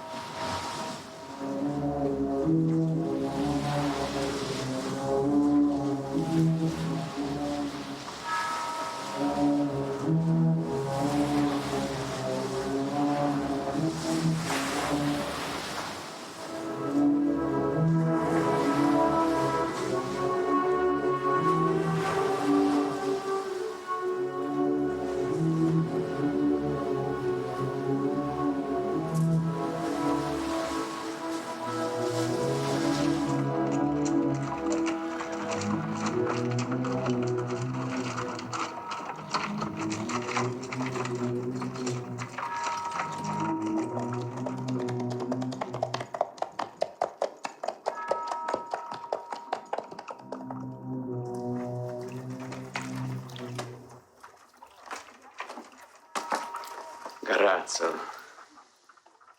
ты из всех людей, каких я знаю, самый настоящий. О, что вы, принц? Не думай. Я не льщу. Подлизам предоставим умильничать в передней богачей.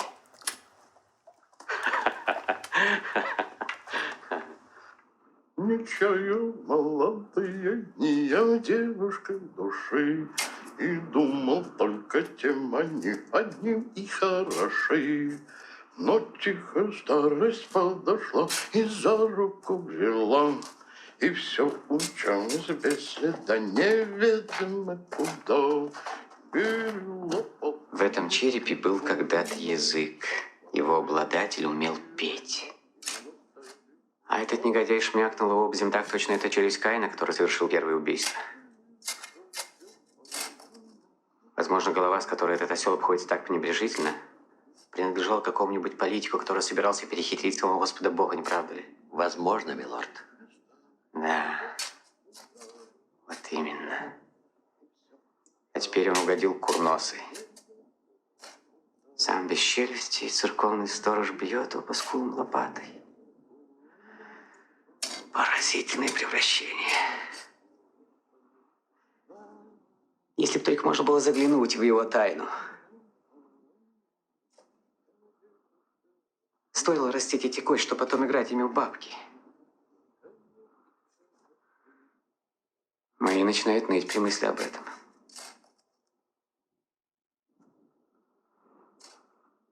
Я поговорю с этим малым. Герой могилу старику на водворении. Чья это могила? Как тебе там? Моя, сэр. Веришь, что твоя, потому что лжешь из могилы. Эта ложь в могиле не останется. Она перейдет от меня к вам. Для какого же мужа праведно ты роешь? Ни для какого. Тогда для какой женщины? Тоже ни для какой. Для кого же она предназначена? Для особы, сэр, которая была женщиной. Ныне Царствие Небесное представилось. Да чего основательный бездельник. С этим народом надо держать ухо остро, а то пропадешь и двусмыслица. Давно ты могильщиком? Из всех дней в году, с того самого, когда родился молодой Гамлет. Тот самый, что сошел теперь с ума и послан в Англию. Вот тена. Зачем же его послали в Англию? Как зачем? За умом и послали. Пускай поправит мозги. А не поправит, так там это не беда. То есть как это? А так что никто не заметит. Там все такие сумасшедшие. Каким образом он помешался? Говорят, весьма странным. Каким же именно? А таким, что взял и потерял рассудок. Да, но на какой почве? Все на той же. На нашей, датской.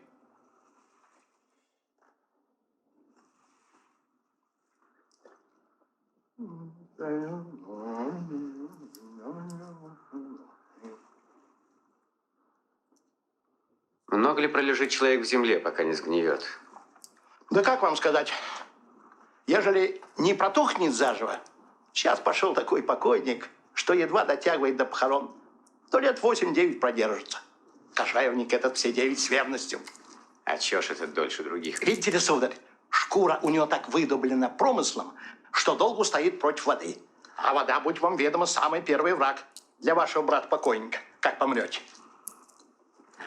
Вот этот череп, например, пролежал в земле 23 года. Чей он? Одного шлопая я лучше не вспоминать. Чей вы думали? Не знаю. Чтобы им пусто было чумовому сорванцу. Бутылку Рейнского рассвылил мне на голову. Что вы скажете? Этот череп, сэр, Йорика, королевского скомороха. Этот? Вот этот самый. Дай взгляну.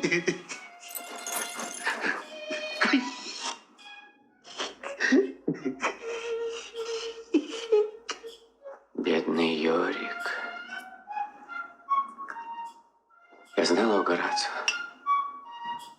Это был человек бесконечно остроумен и неистощим на выдумке. Он 1000 раз таскал меня на спине.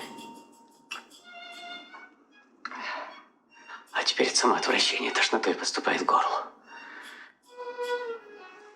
Здесь должны были двигаться губы, которые я целовал не знаю сколько раз.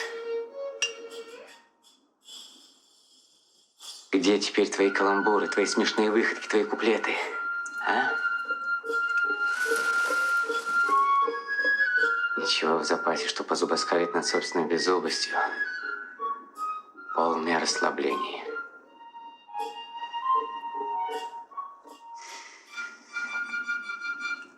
Скажи мне одну вещь, Горацио. Что именно, милорд? Как ты думаешь, Александр Македонский представлял в земле такое же зрелище? Такое же в точности. До какого божества можно пуститься, Горацио? Что мешает проследить судьбу Александра Праха шаг за шагом вплоть до последнего, когда он идет на затычку к пивной бочке? Это значило бы смотреть на вещи слишком пристально. Ничуть не бывало. Напротив, это значило послушно следовать за их развитием, подчиняясь вероятности. Примерно так. Александр умер. Александра похоронили. Александр стал прахом. Прах – земля. Из земли добывает глину. Почему глине, в которую он превратился, не казаться в замазке пивной бочки? Истлевшим Цезарем от стужи заделывает дом снаружи. Пред кем весь мир лежал в пыли, торчит затычкой в щели.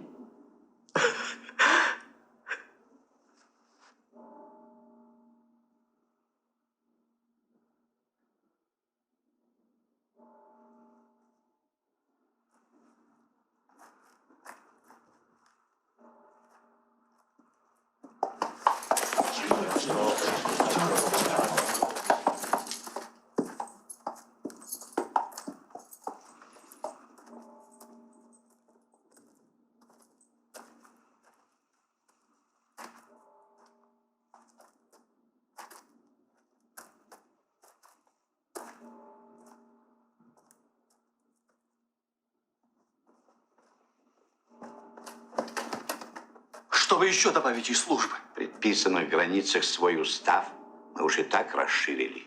Кончина ее темна. И не вмешайся власть, лежать бы ей в неосвященном месте до глаза трубного. Взамен молитв ее сопровождал бы град каменьев. Значит, это все, что вашей власти? Да, мы отслужили. Мы осквернили бы святой обряд, когда б над нею реквием пропели, как над другими. Опускайте гроб! Сестра на небе ангелом заедет, когда ты в корчах взвоишь. 30 казней свались тройне на голову того, от чьих злодейств твой острый ум затмился. Не надо! Погодите засыпать. Еще раз заключу ее объятия. Заваливайте мертвую живым. На ровном месте сгромоздите гору, которая превысит миллионы голубой олимп. Кто тут горюя кричит на целый мир, к его услугам я принц Гамлет датской. Да чтоб тебе нечистый!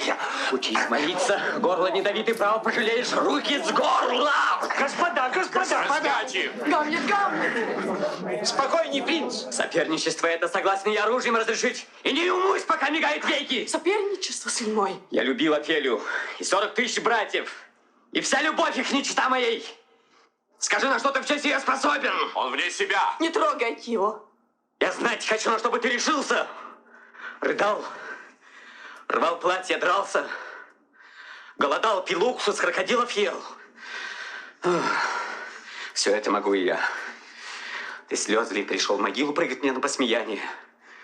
Живьем зарытым быть. Могу и я. Ты врал про горы.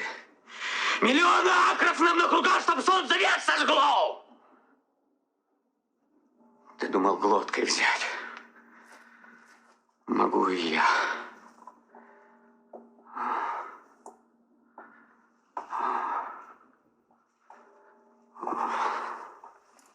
Лэрд, откуда эта неприязнь? Мне кажется, когда-то мы дружили. А, впрочем, что ж. На свете нет чудес. Как волка не корми, он смотрит в лес.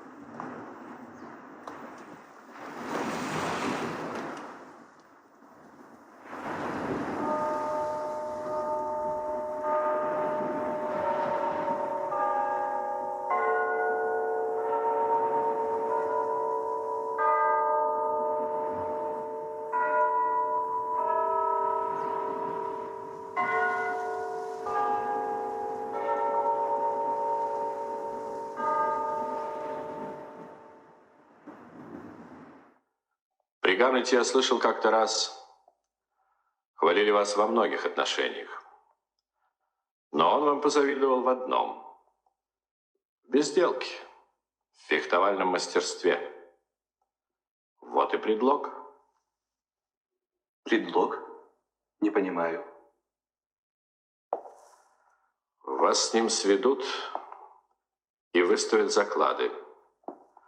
Как человек беспечный и прямой, и чуждый ухищрений, он не станет рассматривать рапир.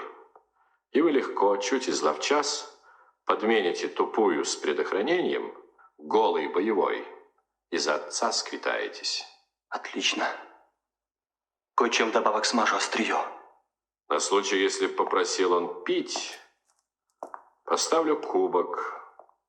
Только он пригубит, ему конец.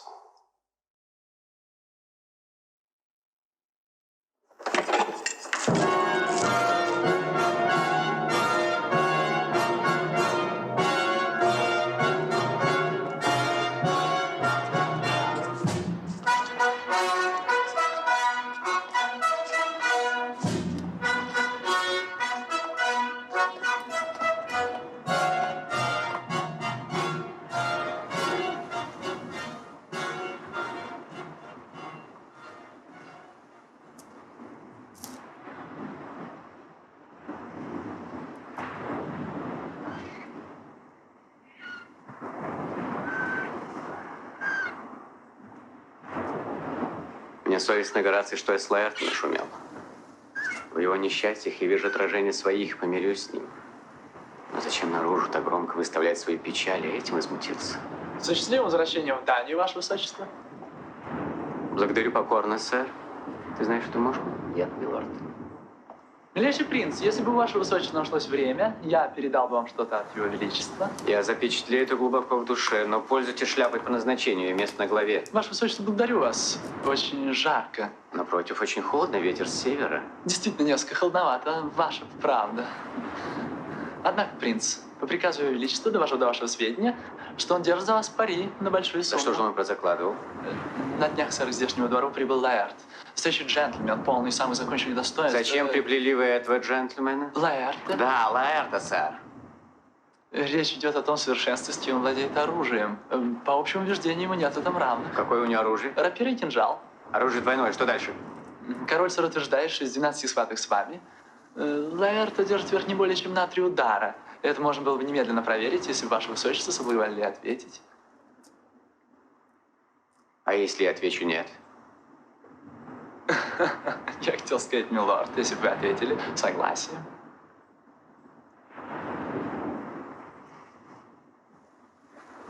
Я буду прогуливаться по залу, пусть принесут рапиры.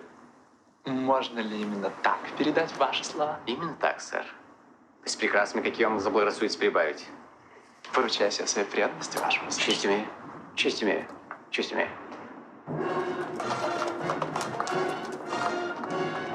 Вы проиграете заклад, милорд. Не думаю. Я выиграю. Но не поверишь, как нехорошо на душе у меня. Впрочем, пустое. Нет, ну как же, добрейший принц. Совершенная глупость. Вместе с тем какое-то предчувствие, которое, может быть, женщину и смутило. Я пойду и предупрежу, что вам не по себе. Ни в коем случае. Нужно быть выше суеверий. Если чему-нибудь суждено случиться сейчас, значит, этого не придется дожидаться. Если не сейчас, все равно это и не избежать. Самое главное всегда быть наготове. Раз никто не знает своего смертного часа, чего не собраться заблаговременно.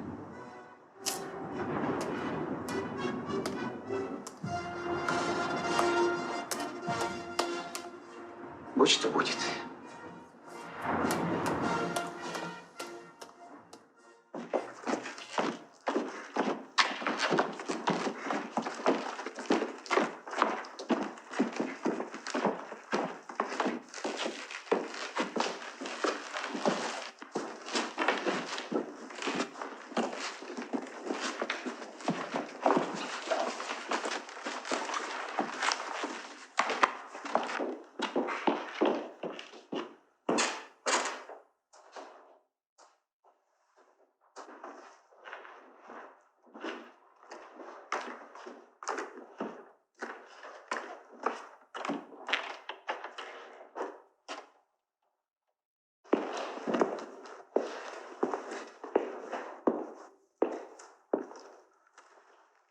Прошу прощения, сэр.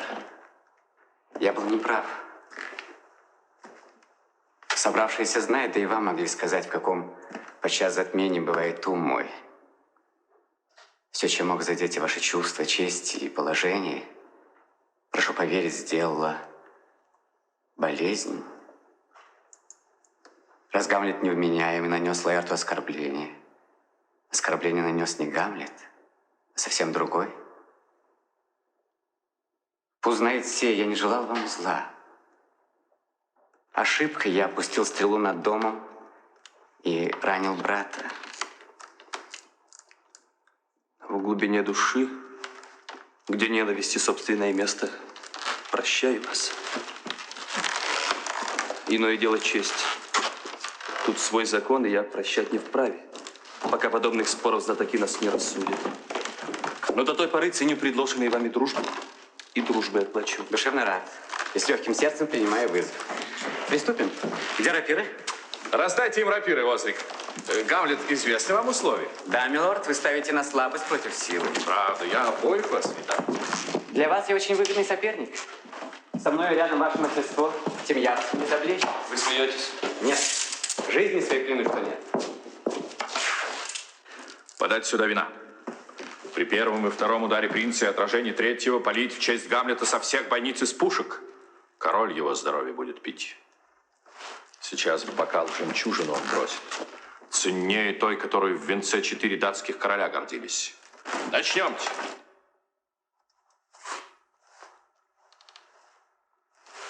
Готовьтесь. Бьюсь.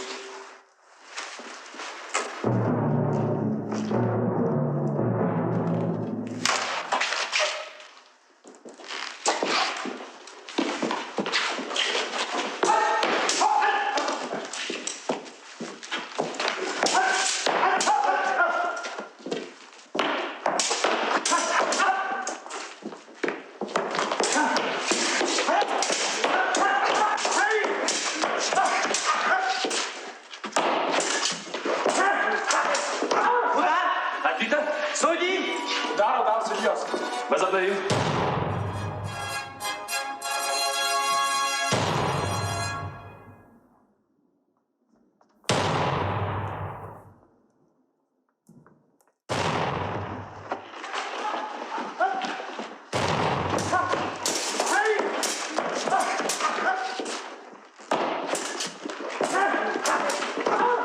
Стой. Выпьем. За твое здоровье, Гамлет. Жемчужина твоя.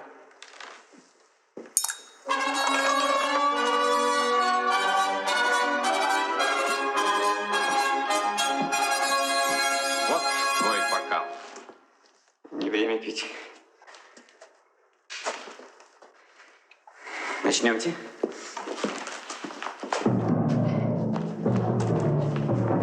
Защищайтесь.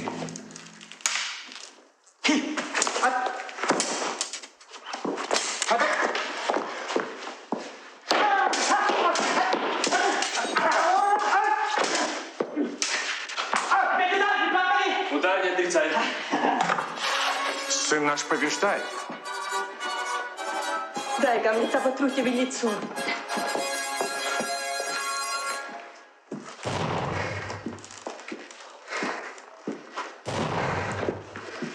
Вот мой платок.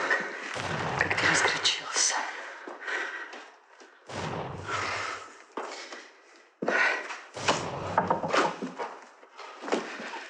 Я королева. Пью за твой успех. О, матушка. Не пей вина, Гертруда. Я пить хочу, позвольте мне.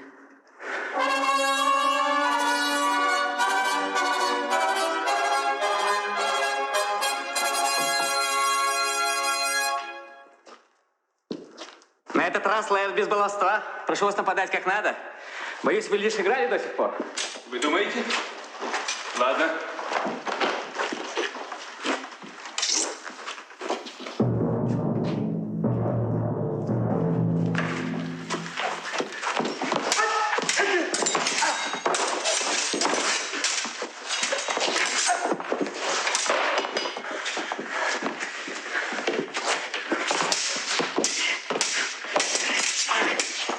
Так, вот чего.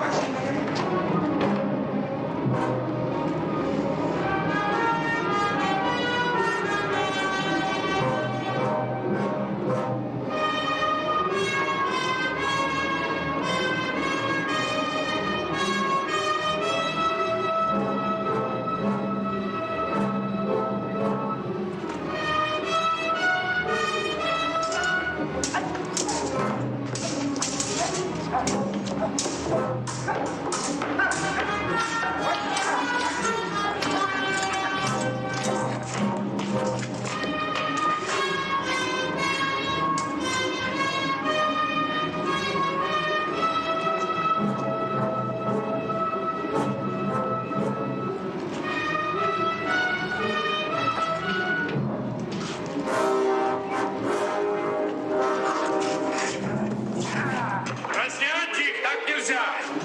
Нет связного.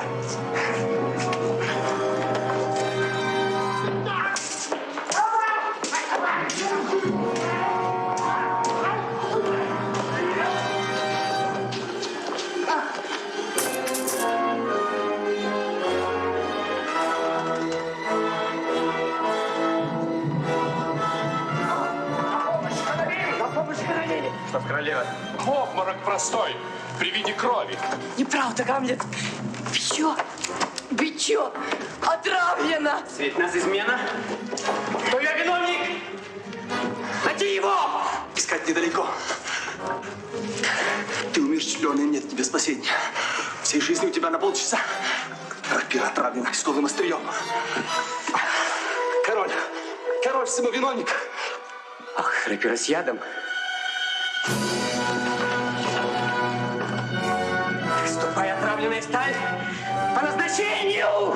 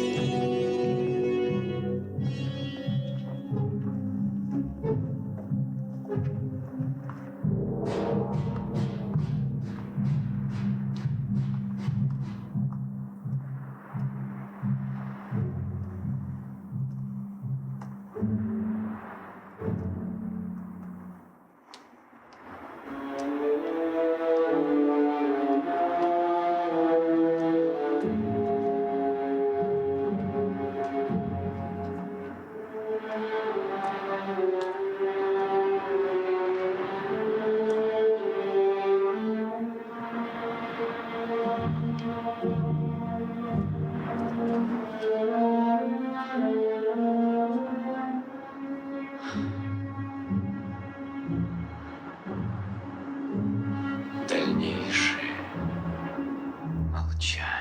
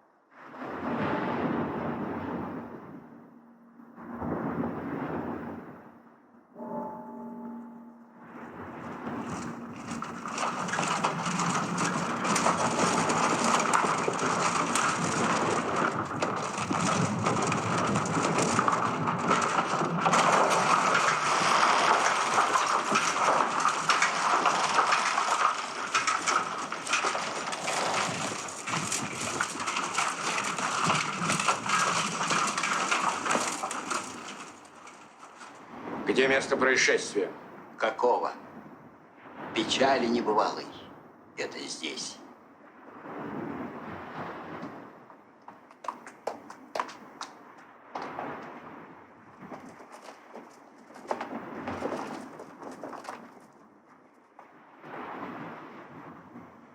Пусть Гамлета к помосту отнесут, как воина, 4 капитана.